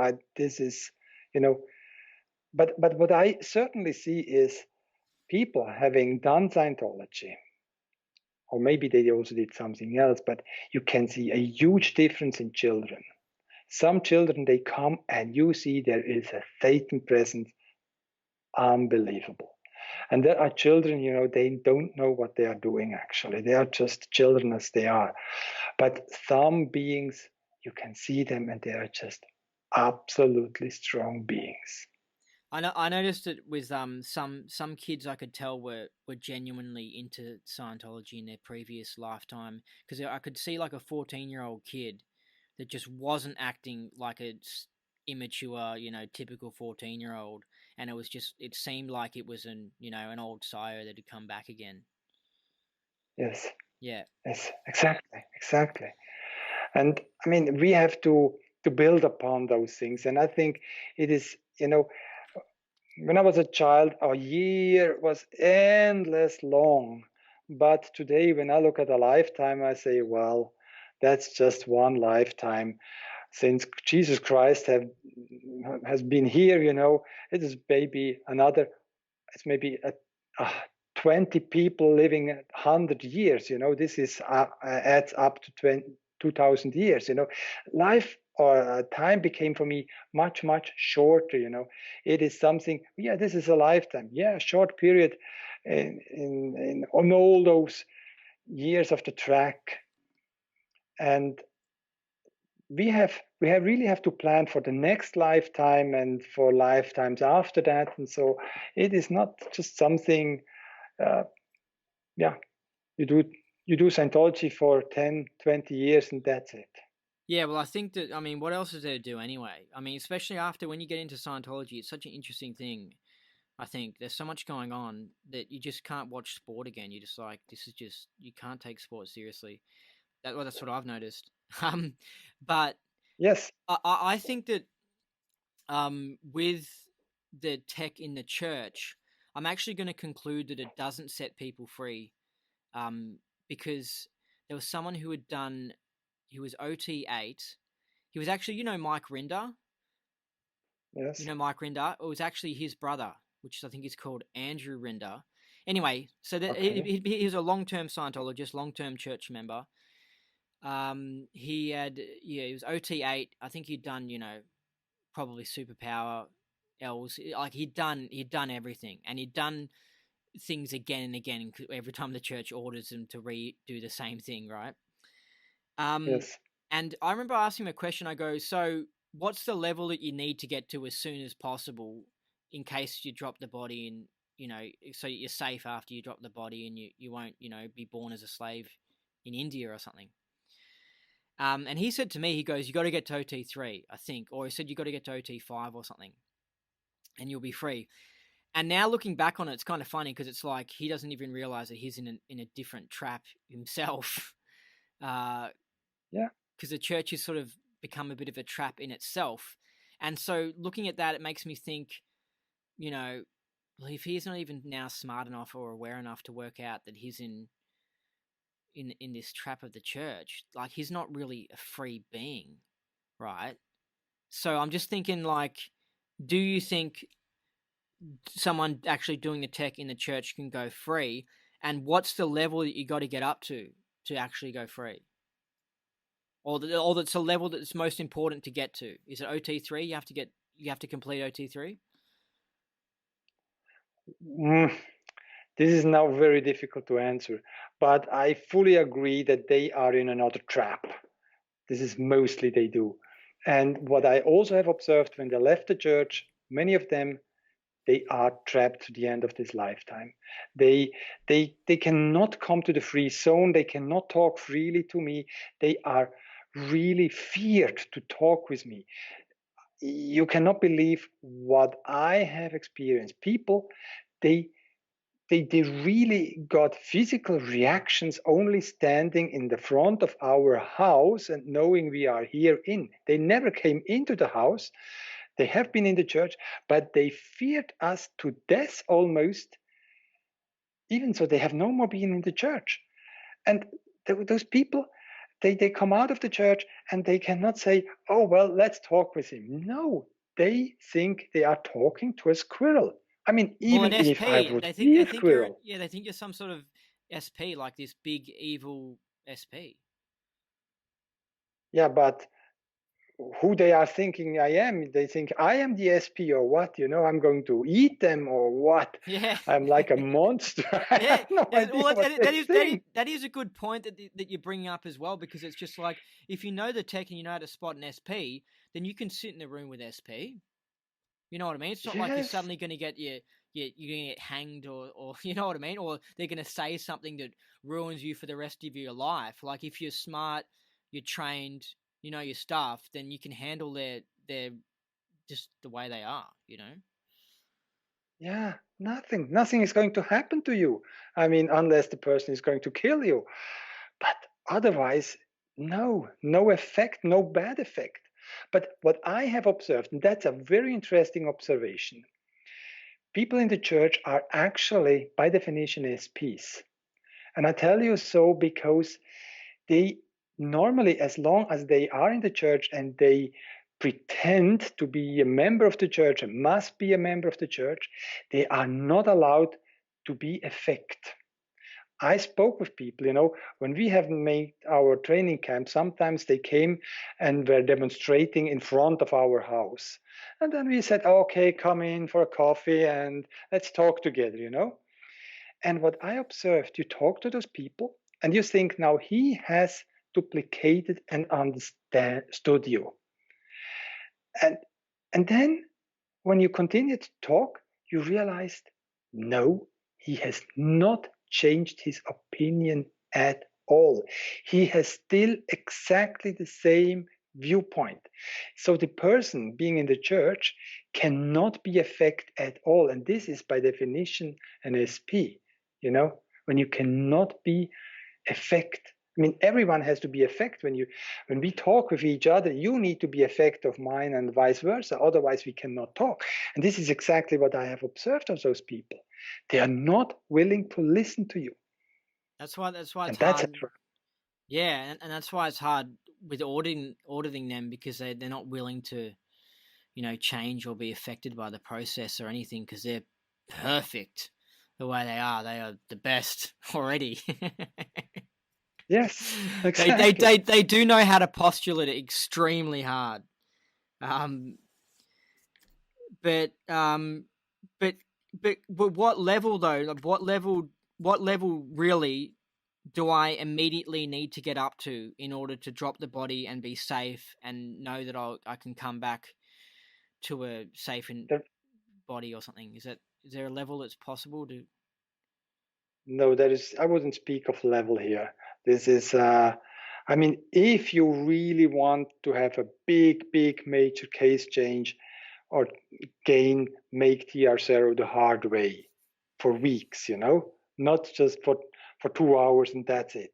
Make it really for 2 weeks. And so really every day something like 10 hours on the chair, make TR0 the hard way.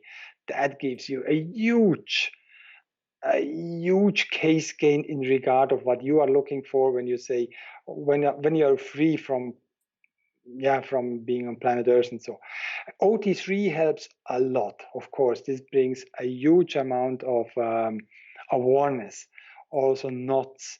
And honestly speaking, what helped me a lot was really the Games Master course, which is from Captain Bill, which is from actually OT17 to OT14.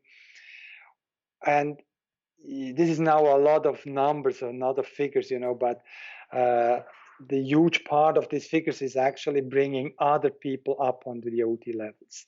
So OT, I don't remember exactly to what level it figures, but OT 19 then is you're supposed to bring other people to this level, or it's clearly explained, but it is really bringing the other people up to the level, to the OT levels, or to the bridge. And exactly this Games Master and later this source operating level helped me incredibly much to understand what's going on. I mean, for example, a small example is when I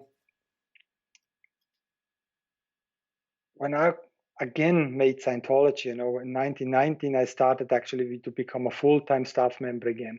And I always was afraid of my existence. I always had was feared to survive somehow.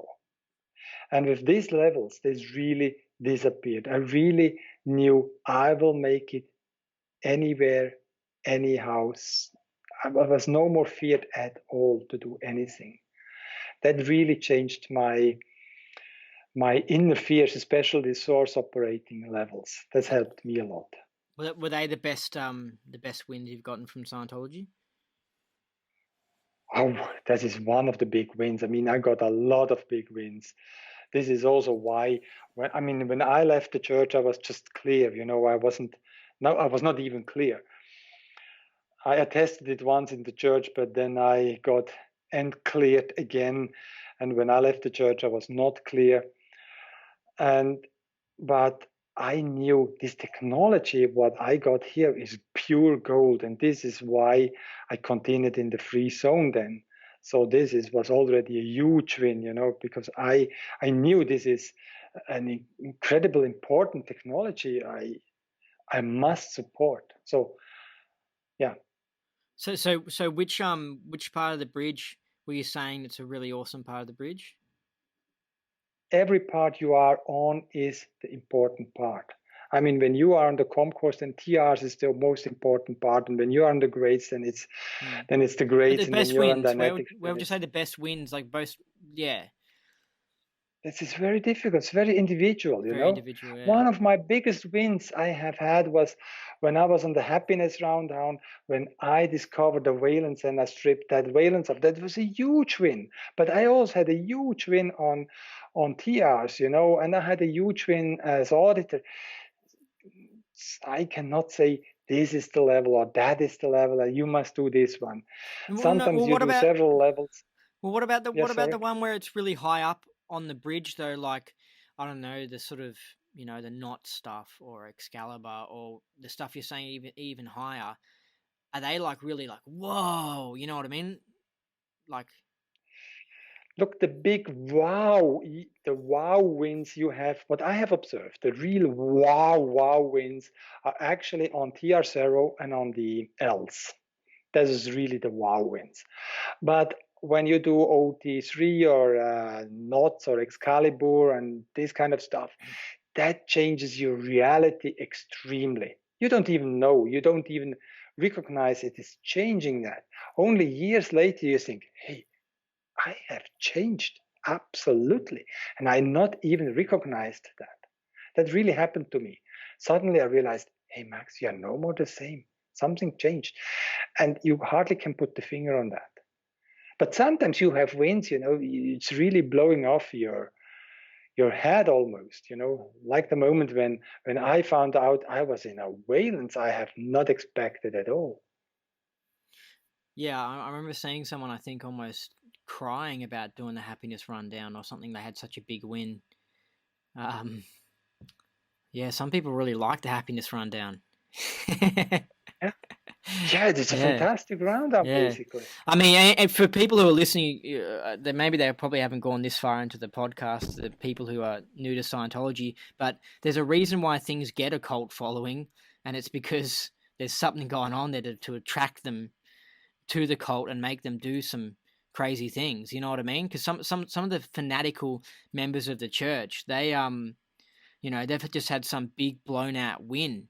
Like they went exterior or found out about their past life, and so after that, they're just Scientology all the way, and so it can create some sort of fanatics.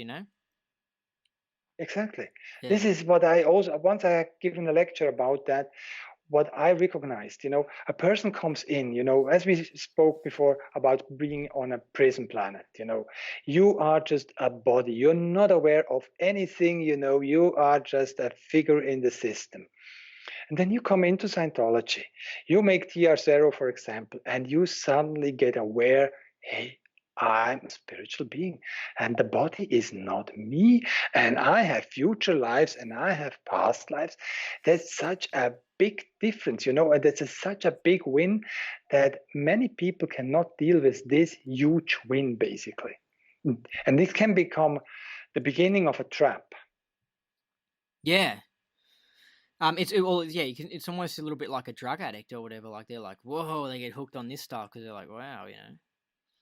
Yes, you Yeah. have suddenly you have the most beautiful girlfriend there is, Do you think an SP can be reformed by the Scientology tech? Absolutely. Absolutely. Absolutely. But it is not something you can consider in a lifetime. Probably it really needs many lifetimes.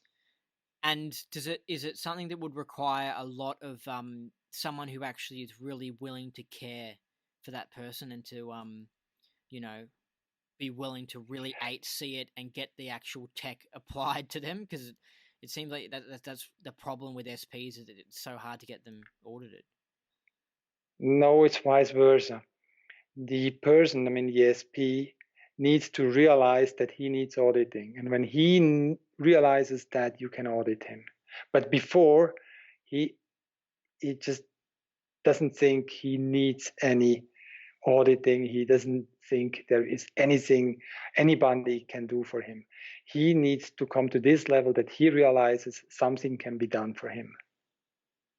Yeah, but I'm saying to make But that that, happen, though, you need to give. It seems like you need to give a lot of attention and care in order to create that for them. Like someone like me, for example, will just go and start doing Scientology. But it seems like with SPs, they need like all this effort and attention and like you know what I mean. Like they need so much seeing to stop them from blowing and all these sort of things.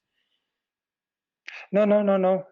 You cannot do it that way. I think you really have to see it from a different viewpoint. I think when we have cleared and when we have brought many people to OT levels and we have reincarnated several times, probably, people really are surrounded by sane beings. Mm, They start to think, well, maybe I also need auditing, because yeah, they they really suddenly realize, well, I need probably auditing. And before they don't have this cognition, you cannot do anything with this person. You can yeah. take an army of auditors, nothing is going to happen. Yeah, so when it comes to a Div 6 point of view, I wouldn't waste much time on those type of people, and I would just focus on more the able. It's just a lot easier that Definitely. way. Yeah. But you really, yeah, the tech. If you get the tech applied onto an SP, they can actually be reformed. Absolutely. Yeah.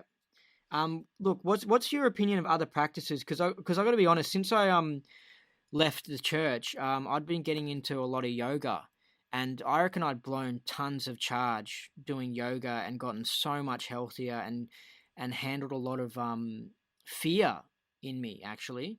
And I mean, I got a lot of case change from finding out what's going on in the church as well and leaving it. But Yes. my opinion of the policy is that you don't you don't mix practices. You don't take someone into an auditing room and do funky business on them, right? But in their private life, if they're not on lines, there's nothing wrong with someone messing around with remote viewing or yoga and stuff like that. What do you think of that? See, this is not something we are condemning.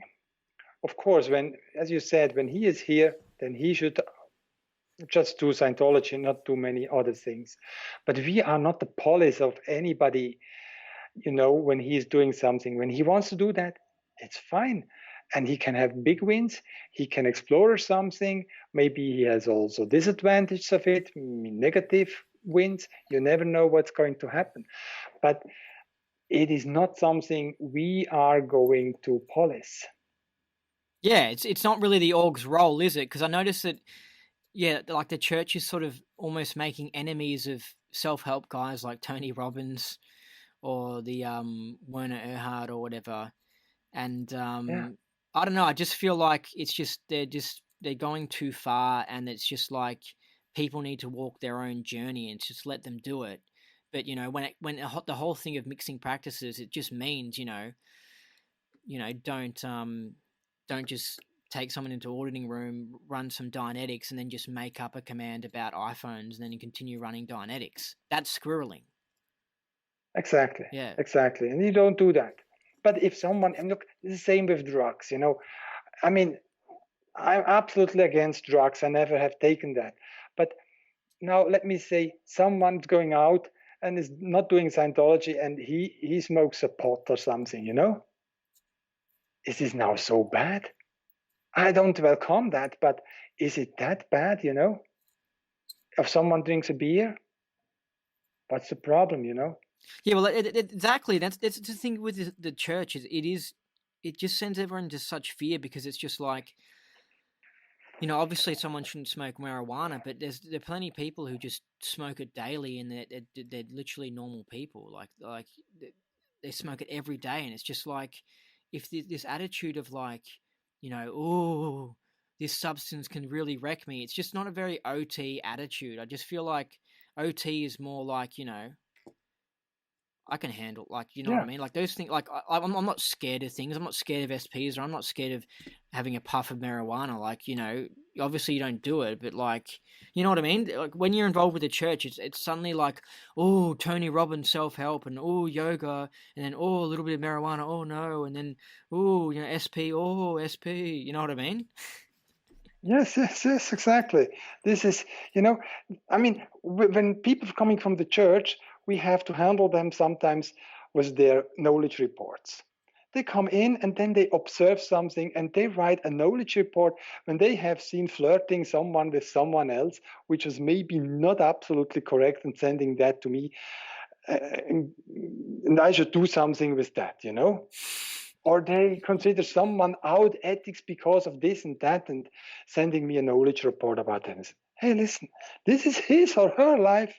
Leave me alone with that, Even when the person is getting auditing, it's not my business to get their ethics in. I mean, they are coming for session, and if everything is fine, and I don't see really a fantastic out ethics here, I don't do anything, You understand what I mean? Of course, I expect the person to be ethical, but if people coming with these knowledge reports, yeah, what shall I do with that, The more you go up the bridge, the more ethical you become. So it seems to be like, I mean, and some terminals in the church who are smart know this, and they actually order some people to go in session as opposed to spend 10 years in ethics. But the people who are less aware, they make ethics this big thing, these sort of controlling sort of people, and Yes, they pull them off auditing lines, which is exactly what the person needs, and they send them to ethics to try and handle whatever it is their problem in ethics, and it's just stupid, you know. exactly. It's a real dramatization, this ethics. It is no more ethics, basically, it's justice, it's control. Everything needs to have a bit of common sense applied to it. Um, yeah, yeah, especially it's just like, you write a KR on someone. If I see you embezzling funds, you write a KR on Yeah, that. But if I see you, I don't know, flirting or something, like what? It's just like, it's just stupid, you know. yeah. But just I got two questions here, which no, I got one question you can answer. Very simple. Um, does Runzorg deliver the Saint Hill Special Briefing Course? Yes. Wow. How long does that take to do? Uh, If you're just an average Oh, student. oh, I cannot tell you that. I have no idea. We don't have so many people having done that, but we have some people who have done that, and they just work day and night almost. I mean, every 3 minutes they listen to a tape or study it or whatever. It's a long course, Have you but done it's it? worth doing. Not fully, honestly. Wow. So what? You're halfway through it or something, or what? Well, look, I'm a little bit the debugger everywhere. And when there's something wrong, for example, now I'm on div 6, and I have to handle this div 6, and I'm on that. Before I was on the copyright, and before that, I was actually on training the auditors and CSs in Russia, and I had to prepare them, and I had to find out what need they to study, and so I had to go through the materials, and this and that, and I had to listen to many tapes to find what can I teach them, and what is, when there's always some kind of a bug in it, I had to handle that somehow. This is why I went in all those things, with the confessional, with Dynetics, with the rudiments, with the bulletin or policy I mentioned before, and or then with policy letters, with the all this ethics stuff we have not discussed so very much now, but yeah, before a little bit, there is this policy letter, for example. I prepared it even, honestly speaking, here. The Suppressive Act Suppression of Scientology and Scientologists. You remember this title, maybe. And one day I had one person asked me about this policy letter, and then I had to compare an issue from 65 with an issue from 82. And that's interesting because what I pointed out then this was about 2 years ago, and it changed. Now listen to this sentence in this policy letter. Scientologists are expected to abide by the laws of their land. This rule is invariable. That was not in 65. That was in 82. Yeah, that's really interesting. That's a whole other issue, yeah. Yes, and that's written in this policy letter. And that means actually, coming back to this KR, that when I see someone is not paying correctly taxes, I have to do something about that. And the church has to do something about that. And I don't know if this was really the intention of the policy letter. Well, so you're saying the policy letter got changed and got re-released with this addition. Exactly. Is that the only thing that was added onto the policy letter? No, there is something else. For example, it also got changed, pronouncing Scientologists guilty of practice of standard Scientology. Got changed in pronouncing Scientology guilty of practice of the religion of Scientology. Oh, so in 65, legalese terms. Yeah, in 65 it was standard Scientology, and newly in 83 it was religion of Scientology. It's many such things, Where's the cutoff point? Do you think 72? Be careful. 72. Anything released past that? 78. Yeah. It's really I agree. 78. Yeah, many people will say that. That's really interesting, the whole tax laws things, because it's just like, I agree. You got to respect an individual, and I think that you can tell them advice, you can tell them what you would like to do, but at the end of the day, you have to let them have self-determinism and decide what's right for them. Yes, you yourself have to make a decision what is right and wrong according to the code of honor. You are your own counselor, and you listen to yourself. You make up with yourself, and you don't listen to anybody else. And I shouldn't go and tell you, hey, listen, what you're doing on the second dynamic is out ethics. What I was long ago, I was thinking of that. We go in a country like Iran, where you can have several wives, even though it is disliked in Iran, but they have the possibility to marry 2 or 3 wives. Yeah, is this now ethics according to Scientology standards? What do we do with that, Are we going to blame them? Or we go to Afghanistan, where it is just standard, where it's just cultural, that an old man marries a very young girl. I mean, it's not something I want to say it is good and should be done, but it is done there. But what are we going to do when we are clearing those people? Are we going to put them first all in prisons before we clear them? Or how will we go on in Afghanistan? And I think you understand what I mean? Yeah, and I think it's just, I think all these people who are hardcore Scientologists or involved with the church, I think their idea is that it stops the person from getting up the bridge. These overts the person are committing. But I mean, what do you think of that? Like, I don't know. It just doesn't seem right. I kind of feel like someone could get cleared yet still be sort of committing overts. What do you think of that? See, Elrage in the 50s says, you bring a person up on the tone scale and he automatically becomes in ethics. That's what he says. Yeah. And you have to audit the person. And I can tell you from experience, I mean, take a look at the formulas of the lower condition, especially of enemy and, confusion, treason, and enemy. It's very interesting formulas. It is find out where you are, find out that you are, find out who you are, very interesting formulas. But after all, You learn that in auditing. You get objectives, you find out where you are getting auditing, you find out who you are and what you are and that you are, This is what you all find out there. But you can beat the person to death with conditions. He will not go up the bridge. Yeah. He will not really change. It is something you can deal for a moment with the person, but it will not bring him up the bridge. Yep. And so the same with overts. I mean, audit the person on overts. Of course, make sure he is not really out ethics, so you can audit him. But the question we were in before was much more, what the hell is an overt?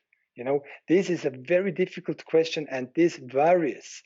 I mean, someone consider it an overt when he throws away a coffee not drinking, and another person is going out to the and does not consider that an overt. Or when you look at Soros, what he is doing, I don't think what he is doing he considers as an overt. He thinks He's just playing a game. Yeah, he considers himself as a friend of mankind. Yeah. So the way they've got it set up in the church is that it's like people are creating their overts. They're suddenly they weren't really thinking something was an overt, and suddenly they're like, oh no, this is an overt, and oh that's an overt, and it's like they're, it's Yes. yeah. And it's got that aberrated. Whenever there is something, they take a stack of paper and start to write down their overts. Do you know? Well, I mean, the truth of it anyway is the fact that the tech quality isn't that good, and also the environment's suppressive. Therefore, the person's going to be running into problems while they're getting audited, and to handle the problem, they send them to ethics to write up these silly overts, and that's just the wrong why. Yes, absolutely. Fully agree. What's the deal with this standard Dianetics? Can you sort of define it? And the church doesn't deliver standard Dianetics, do they? They deliver NED, the new aerodynamics. So what's standard Dianetics? Is that on the e-meter? Yeah, that's on the e-meter, of course. It is somehow very similar to R3RA. It is not such a big difference, but what's there are some. What's 3RA? That's NED. Oh, okay, yeah. Yeah, one is Hubbard Standard Dynetics, and the other one is NED. And what's the difference between the two? There are some differences. First of all, I mean, don't know what is the most important, but one of the point is, for example, on NED is postulate equals erasure. And normally on standard analytics, it was basically you have 4 EPs. You have cognition, you have erasure, you have FN, and you have VGIs. And in Dynetics, the cognition got replaced by the postulate. Okay, that's one part. But what I really dislike in all the issues is written, as soon as you have the postulate, it is equals erasure.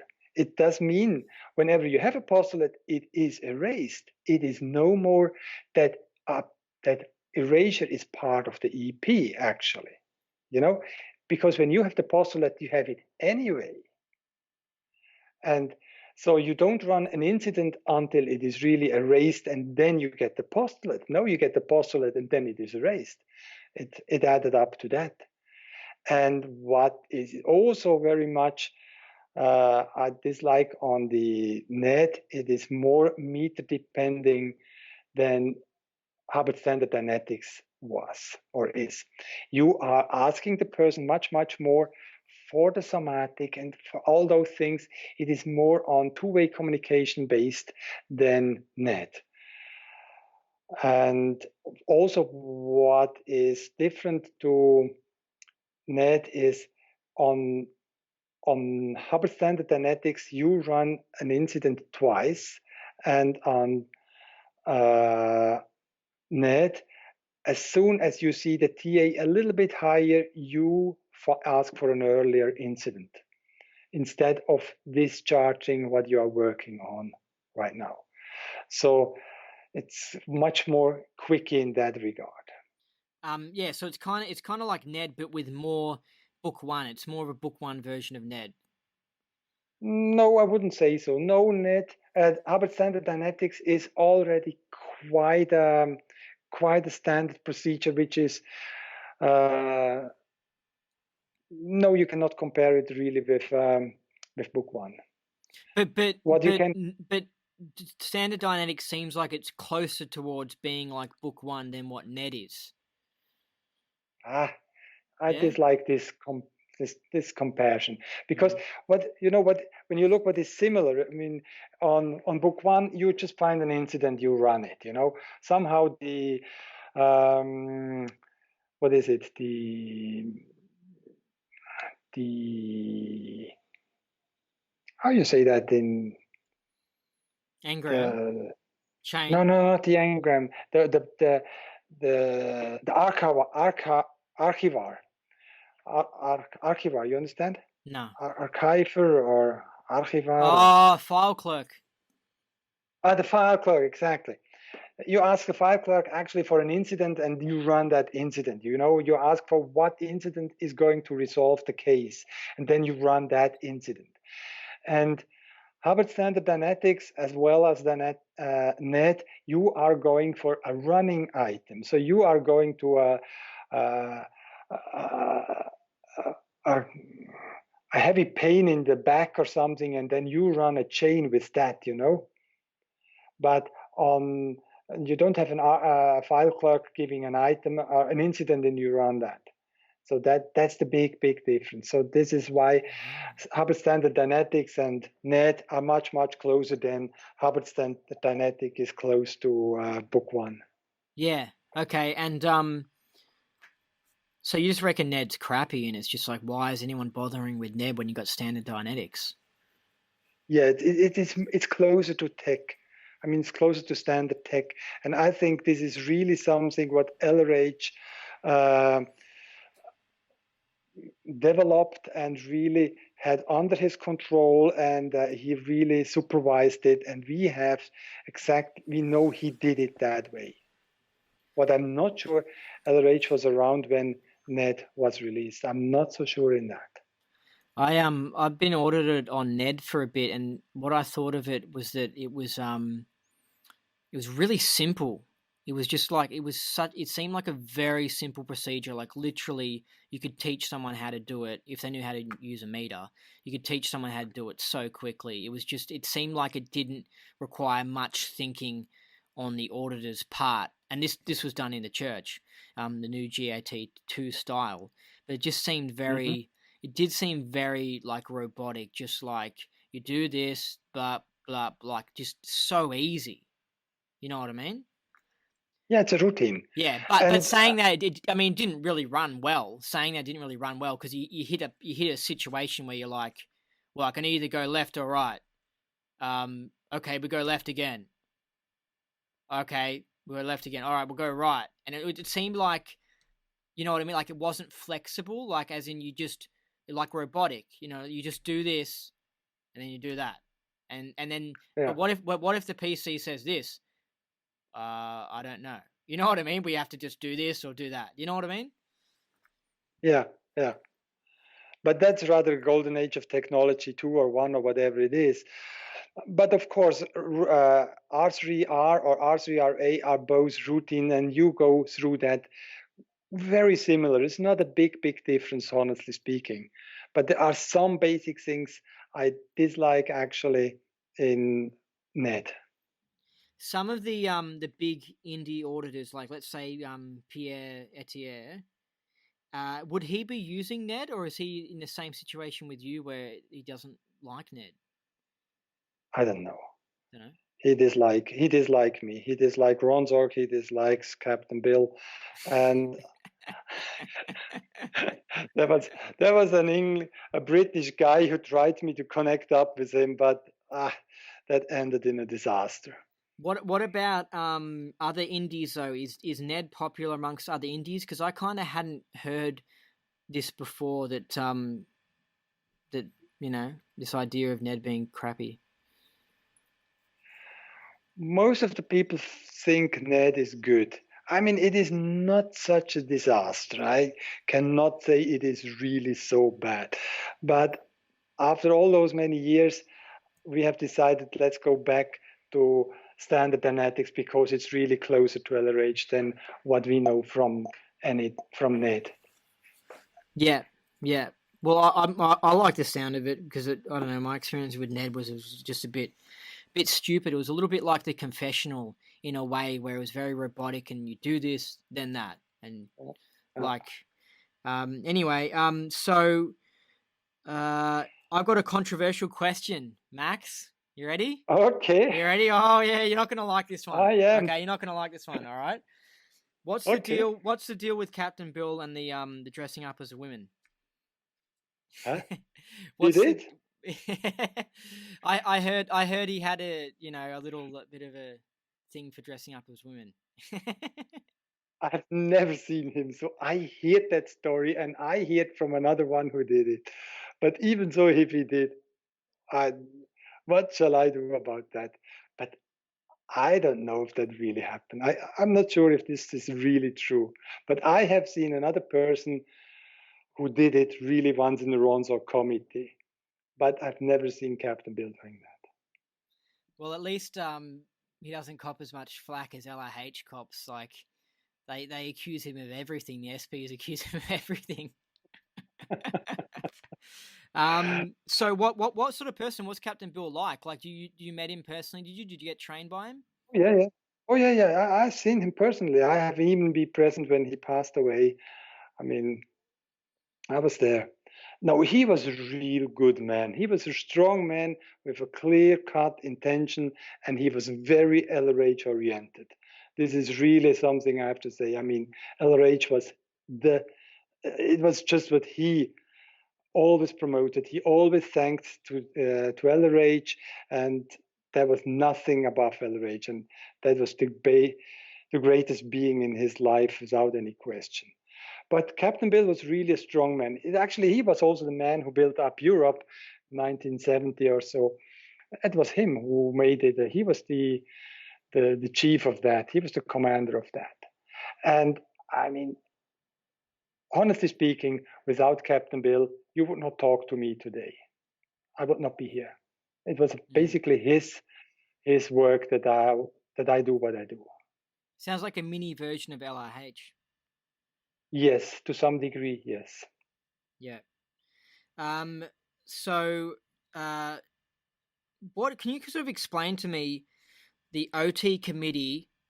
Um, what exactly is like? Because you got a Ronsorg, like you've got your own Ronsorg, but then there's the Ronsorg network. Can you explain to me how all these three things sort of match up? Ronsock is actually a name, is a standard name standard name of the organizations. I mean, uh, this is what Captain Bill actually set up in Frankfurt and called the organizations which are delivering Ron's orgs. And you all deliver the same type of tech. You all deliver the same things, the same bridge. Yeah, that was actually the intention. And then in the 90s, that was really a bad story. I mean, we reached around probably 92 or so, the lowest rung possible on the ladder. I mean, most of the people just left Scientology. I mean, we had a lot of free zone centers here in Europe. I don't know if you are aware of that, but we had in Switzerland alone, I don't know if I recall that correctly, but we had one in Bern, one in Langenthal, one in Zurich, one in Basel, one in Chur. We had probably six, at least six free zone centers around 85, 86. And then, because of the attacks of the church also, especially of the copyright, I talked about Langenthal, for example, these orgs started to close. They had problems with Div 6. They had a hard time to get new people. They had a problem how to present themselves also because of the trademarks. And so they also, because of the copyright problem, they started to rewrite the technology. So you got Avatar, you got Knowledgeism, you got Idenix, you got Dionysus, probably NLP came out of it. So many things what happened then. Pilot was a version of it. So it just started to disperse in all directions. And the Ronsorg started to close, we had. And somehow we were a small group still together and somehow trying to make it. And some of those started to rewrite the technology in a no name. And a few of us, I mean, Erika and I, and a few friends from Munich and Frankfurt, we realized that, and we started to say we have to give some kind of a brand, some kind of a standard to the name of Ronsorg. And we said there needs to be some certain, how you say that in English? Organization. Yes. Yeah, no. You have to meet some standards to call yourself a Ronsorg. And we had then the OTC. Captain Bill had founded the OTC, and we were organized in the OTC. And so we started to work out some kind of a CSW, some kind of a policy letter, what that is, because our groups, especially Erika and I, and the group in Frankfurt and Munich, were actually bringing the new people to the OTC. And this standard we put in there was mainly that we adhere to the tech L. Ron Hubbard has given to us. But that was then disagreed by some people from the old OTC, and it came to a real blow up. It was, I don't go into details now here, but that was really a blow up, and we decided to make the Ronsorg committee. And what we worked out before were then basically a little bit the standards we put in the Ronsorg committee. The Ronsorg committee standards are, oops, my battery is going to be flat. Just a moment. Oh, it's good. The charge is perfectly there. So, but now I don't know if it looks like. I can put it that way now. So. Yeah. So you're saying you're organizing the tech to all be standard amongst Ronsorgs? Exactly. We started to, and I don't remember what exactly was the question, but what we said then, everything what LRH has given to us, we consider somehow standard, even so this does not really qualify to the term of standard tech by the tech dictionary. But we had to say, where shall we make the border? When someone is delivering book one, is this now standard tech, or is R3R standard tech, or is NED standard tech? So we kept out of that, and we say, okay, when you deliver LRH, then you're Ronsorg. Yeah. So, but I don't remember exactly the original question. Well, I was saying, like, amongst the Ronsorgs, and the because you've got your own independent auditors for Ronsorgs, right? Yeah. Like they just do it from their house and stuff, right?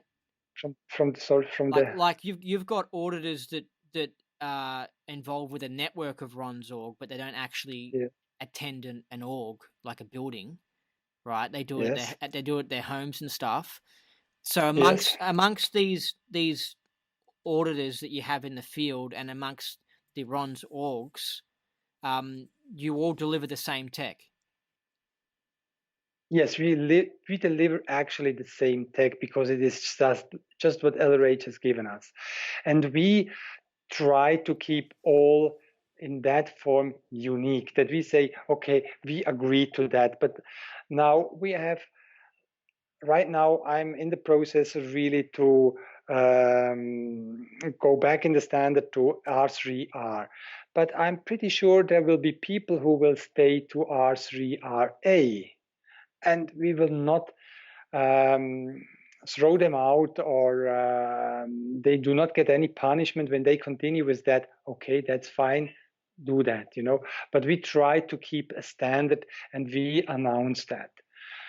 And we have standard check sheets. We keep those standards or those check sheets, and we work with that. So there is a standard on that, and we try to keep people really trained on that. But every once in a while, someone finds a process in a lecture and so on, applies that, and we are not here to say, well, you should not apply that. How many centers do you have? Like, you got one there where you are, and how many other ones? Well, in Switzerland we have one, we have in Frankfurt one, we have in Munich one, both Germany. Then we have one in France, in Saint-Gilles. We have two in South Africa, Johannesburg and Cape Town. We have one in Buenos Aires, in Anchorage is one. Then we have in Russia, especially Moscow, we have several ones, but we have also in Minsk, we have in Kiev, we have in Vladivostok or Izhevsk,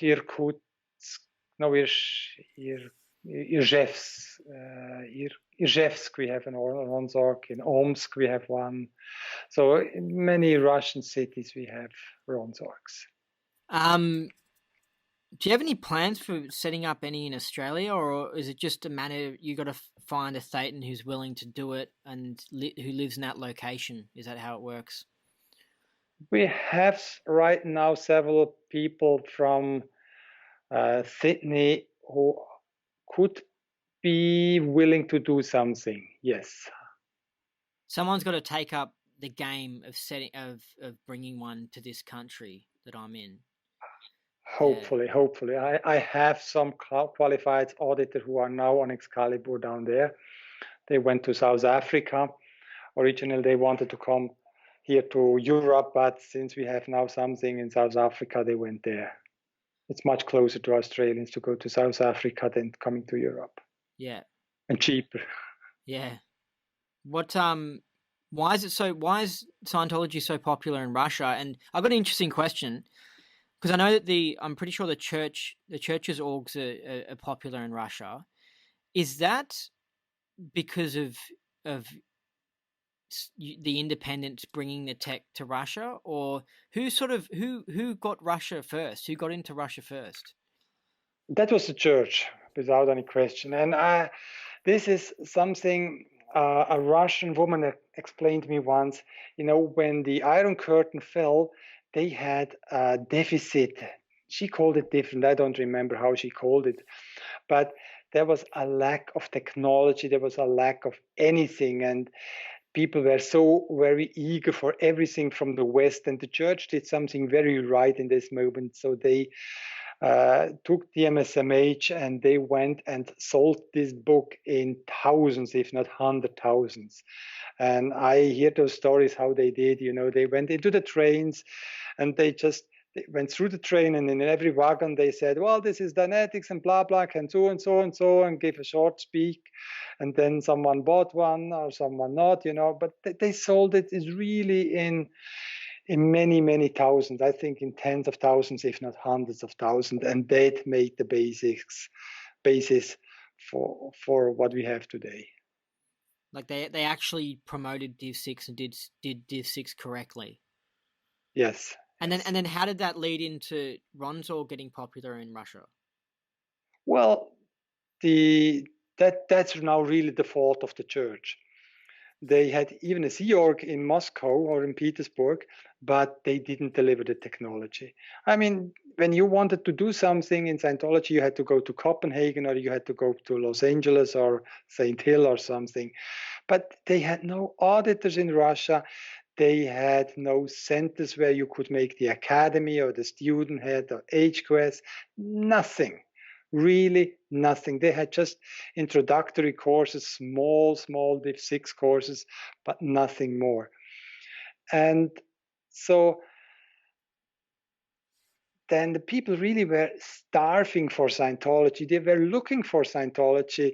And finally, they were even by OSA sent to because some guy asked really, isn't there something more? Isn't there something we can do, outside of the church or so? And one day, as I told you, they are really asking questions and questions. He was probably so pissed off of his juniors' questions that he said, go to the internet. And internet was in 1996, relatively new, but nevertheless, they went to the internet and they came directly onto our homepage, and then we got asked, and so we went there. And it just took off quite easily, did it? Yeah, it was very easily. They were so ready, you know. We came over there and we had about 200 people who were so willing to do Scientology. I mean, they had no money, had no nothing. That was the reverse of it, but the reverse side. But they were very willing to do Scientology, and we said, okay, when you're so willing to do Scientology, we deliver it to you. Great, it's And it good. was a good investment. What do you reckon LRH is up to these days? Where? Or what? Well, yeah, where and what do you think LRH is doing today? I have my personal ideas, but I will never say that. Really? That makes me want to find out even more. Absolutely, I know. But I have my ideas, but I have heard other people who have their ideas. So I've heard about some people being in telepathic communication with LRH. What do you think about that? And are you one of these people? No, I'm not in telepathic connection with LRH, and I don't know if the others are. This is what they say, but this is subjective, highly subjective. Yeah. Have you heard of a Scientologist? I don't think he's still alive now, but his name's David Griffin. David Griffin, it rings my bell, but he wrote a book called Revelations, a briefing for the peoples of Earth. I never read that book, and I hear that name, but that's the outmost of it. In the book, he says he became an independent. In the book, he said that LRH never gave the church the actual higher OT levels. He just gave them the pre-OT levels, which seems to be true. Yeah, but he said that LRH did give someone the tech, and he said him, so it's a man. And I thought, I don't know, maybe he's talking about Captain Bill or David Mayo, or maybe the Ernest Martin guy you mentioned. But I was quite annoyed in the book that he didn't say who it was. But he said that LRH created the higher OT levels and he gave it to some man. Who is it? Yeah, is it Captain Bill, you think? I don't know. No, Captain Bill didn't got that stuff. If Captain Bill would have this stuff, he would have said so. No, but maybe Captain Bill did say that he got the higher OT levels, didn't he? No, he never said he got it. He said he developed it according to what he knew and of his training as a Class 8 auditor. Yeah, so you're saying, because in this book it sort of implied that before LRH dropped the body, he had the tech and he handed it to someone. Yeah, it seems to imply that. Yeah, but I would lie if I would say Captain Bill got that. I cannot say he didn't get that, but I almost to 100% I can exclude that Captain Bill got that because he never mentioned that. And I'm absolutely positive if Captain Bill would have got that, I would have heard that. Absolutely. There was a big discussion that David Mayo got it, but he never released it. He never said anything about it. And I don't know the story, what is really going on with David Mayo. I really don't know. Yeah, so you don't know who it might be. I mean, I asked David Mayo personally if he has it or not, and he denied. But I'm not so sure in his answer.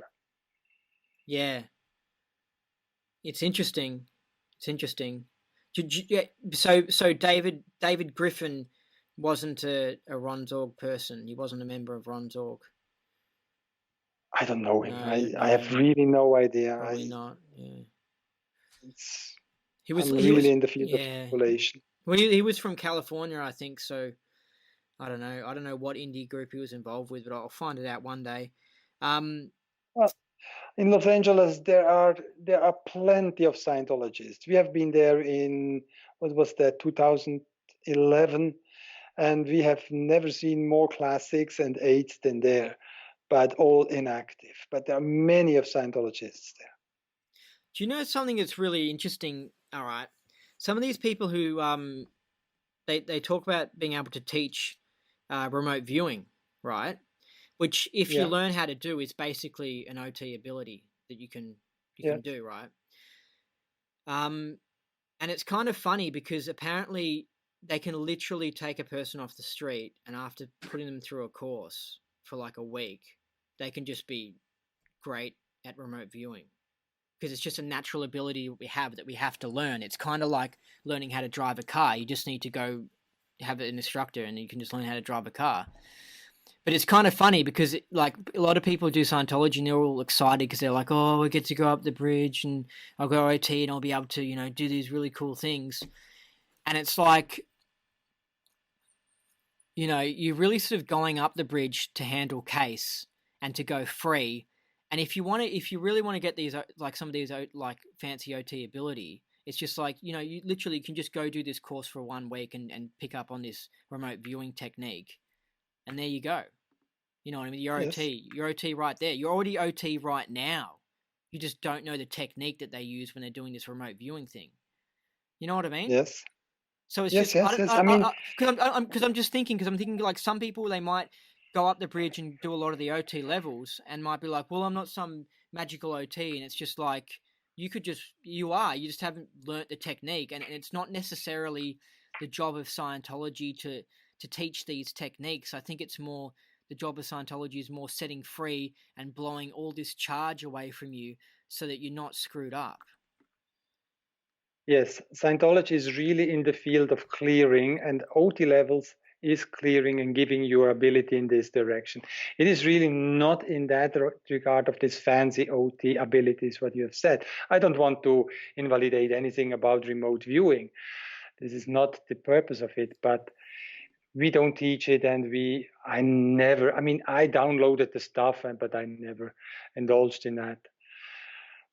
Because I have other problems to resolve. I mean, for me, to disseminate and expand Scientology and to really resolve or rescue Scientology is for me extremely important because, I'm now close to 60. But we have not many replacements for me and for Eric. I mean, all those classified auditors we have are around 60 or 65. And we need young people we can give the hat. Otherwise, Scientology is going to be lost. Yeah, Believe me. and This is a big, big danger. a big push of Div 6 Yeah. is definitely what's needed. So If you don't where do you? mind, I would like to get to an end. I have now 1 o'clock in the night, Yeah. I've only got literally like but one. you can still ask me some questions. Oh yeah, I mean, I'm not avoiding any question. Don't worry about that. yeah. No, I've only got like one more question anyway. Yeah. So in the future, you see it going two ways. Either either it gets smaller because nobody starts wearing this Div 6 hat, or it gets bigger. Yes. Yeah. So people have really got to kick into the Div 6, right? Yeah, we really need to handle that. And I mean, I'm working on that, and I'm very optimistic that we are going to handle it soon. Also because of the cultural lag, which is fading out, But we are going to handle that. And I mean, Div 6 is not just FSMing, it is marketing. It has a lot to do with how you present it and how you build up a name. I mean, in Scientology, exactly the opposite was done. I mean, the name was so destroyed. We have such a bad reputation with Scientology, but whatever we try, we cannot get around with the name Scientology. We still have the word Scientology. I listened so many discussions and had discussions about that, but we must call it Scientology nevertheless. Otherwise, we can throw LRH away. It's either or. Either you have Scientology or you throw it. You cannot write it, renew, or talk it, renew. It's impossible. So we have to stick to the name Scientology. But we will make it, and I'm pretty positive in that. Yeah, and it's really not that hard. Like, you just simply, if someone's got a problem with the word Scientology, you just say, look, the church got corrupted, and if then you need to give them more data on it, then give them more data, and you just explain what happened basically. And it's, don't think that the independence or a Ronsorg is associated with the church. It's two separate things, and it's Yes. it's not, and it's not obsessed with money. So if somebody wants to go to a Ronsorg and that, they go to the Ronsorg.ch website. That's right. Yeah, that is our personal one. This is the Ronsorg Grenchen, and the Ronsorg.com is the Ronsorg committee. Well, just take a look, then they can compare it. It's so easy. Yeah, and what's the committee again? Can you explain to me that? It's like, this is some kind of an association of all those auditors or orgs working together actually as a Ronsorg. Yeah, it's kind of like, because you got the API as the Association of Professional Independent Scientologists, and that's like a sort of network of indie Scientologists. Exactly. And so you got OT committee. Yes, that's what you call it, Ronsorg committee. Is that what you call it? Yeah, Ronsorg committee. Yeah. Yeah, and do you have meetings? Do you meet up for things? Yes, we do regularly. Yeah, twice a year, at least once a year, in Russia, in Switzerland, or here in Europe. Like, it's like you're having your own sort of convention. Well, that's not a convention then. This is really a meeting. This is not it's not a big cycle. Normally we make it when we are together anyway, when we are for trainings reason together in the same place, then we make a meeting. Are you going to be heading over this year for the Free Zone convention to America? No. No? It's too much effort for what's going on. We have been there in 2011, also with Ray Robles, then in Las Vegas, not in Los Angeles. But we have been mainly in Los Angeles because we went for 2.5 weeks there. But for 2 days we have been in Las Vegas for the convention. Yeah, cool. All right. Well, thanks for talking to me, Max. You're welcome. It was a pleasure to talk with you. Yeah, you had some great data. It was very interesting, and it's good to know that there's a nice standard bridge there for people to use. There is. Yeah. There is. And hopefully we have soon an org in Sydney. Yeah. This is really the postulate we have. Yeah, I think it because it's sort of servicing Australia and New Zealand. You know what I mean? Yes. It would be like absolutely that part of the world. This part of the world, it really needs something. Like, I was kind of a bit upset when I got into the independent movement and I found out that we don't even have our own independent actual org. You know what I mean? But Michael Moore, isn't he from Australia? Yeah, but he doesn't have a building and he doesn't have 10 staff. Like, he doesn't have a center. Yeah, he has nothing. I know. You know what I mean? There's no actual indie center in Australia, and there's some people in Perth that I think are trying to get one set up. But we want some nest. And what is with Jim Logan and his 2D? What's the name of the 2D? With Milestone One. Yeah. What are they doing? Well, they're in Canberra, but they're I think they're kind of close to actually having an org, an actual building. But I think it's more of a network sort of thing. So that's why if something did get set up in Sydney, there's that market for indies in Australia. We want a center to go to, Yeah. Anyway, it'll be awesome. I think that whoever opens up the first one will be will take advantage of the market. You know what I mean? With the first one. Yes. Yeah. Okay, it was great talking to you, Max. Okay, thank you. All right, and have a nice day. Yeah. See ya. Ciao. Alrighty then. that was the interview with Max Hauri. I hope you liked it. Hope you listened to it. I think it has some pretty good data in it, and yeah, I'm liking the org. Definitely look very nice. You got to check out the video check out the footage of that. It looks kind of nice. All right, didn't look like a cheap mission or anything. You know what I mean? Look good. Okay, all right. Here is the last thing of the podcast, and it's an LRH quote. All right, listen to this L. Ron Hubbard quote. So eager is a Thetan to have a game that he will adopt to himself all manner of liabilities in order to have parity with his opponents.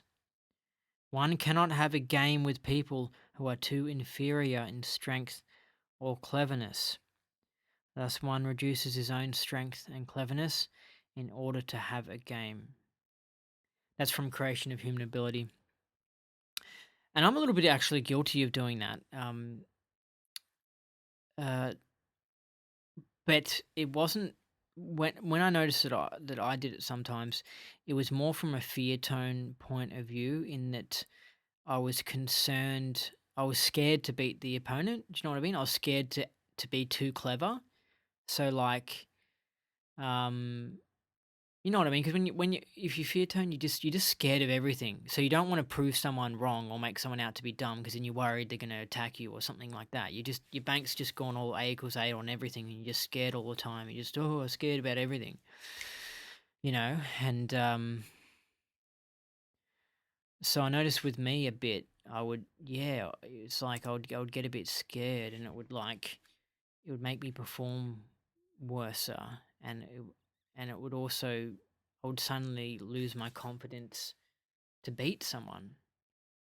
And even when I was playing sport, I remember when I was like a teenager, and I was never really good at sport. And one of the reasons was because I was a bit too fiery. I was too scared. I was too scared to have the ball in my possession and have everyone watch me. I couldn't have that. You know what I mean? It's just scary. So like, I just, you know, I would just I don't know. It wasn't like I was deciding not to be good at it, but now I look back on it, I realize that the fact that the ball didn't come to me that often, it had to have something to do with the fear tone thing. Like I know that if I did get a hold of the ball, it's not like I had the confidence to just run down the whole field. Because the fear tone, I was too scared, you know, and I'll come up with some excuse like, oh, that other person's better to pass it off too quickly, you know what I mean? And, oh, I'm not big enough to run down the whole field with the ball, you know what I mean? That sort of thing. But I think they're just sort of excuses in that. But yeah, this sort of stuff is very interesting. So that's it for the podcast. It's time for you to climb back out of this rabbit hole, out of this wacky, funky world of Scientology. If you like this adventure, make sure you subscribe to this podcast. Thanks a lot for listening. I've been your host, Andy Nolch, and until next time, take care of yourself and get up that bridge. And ni hao.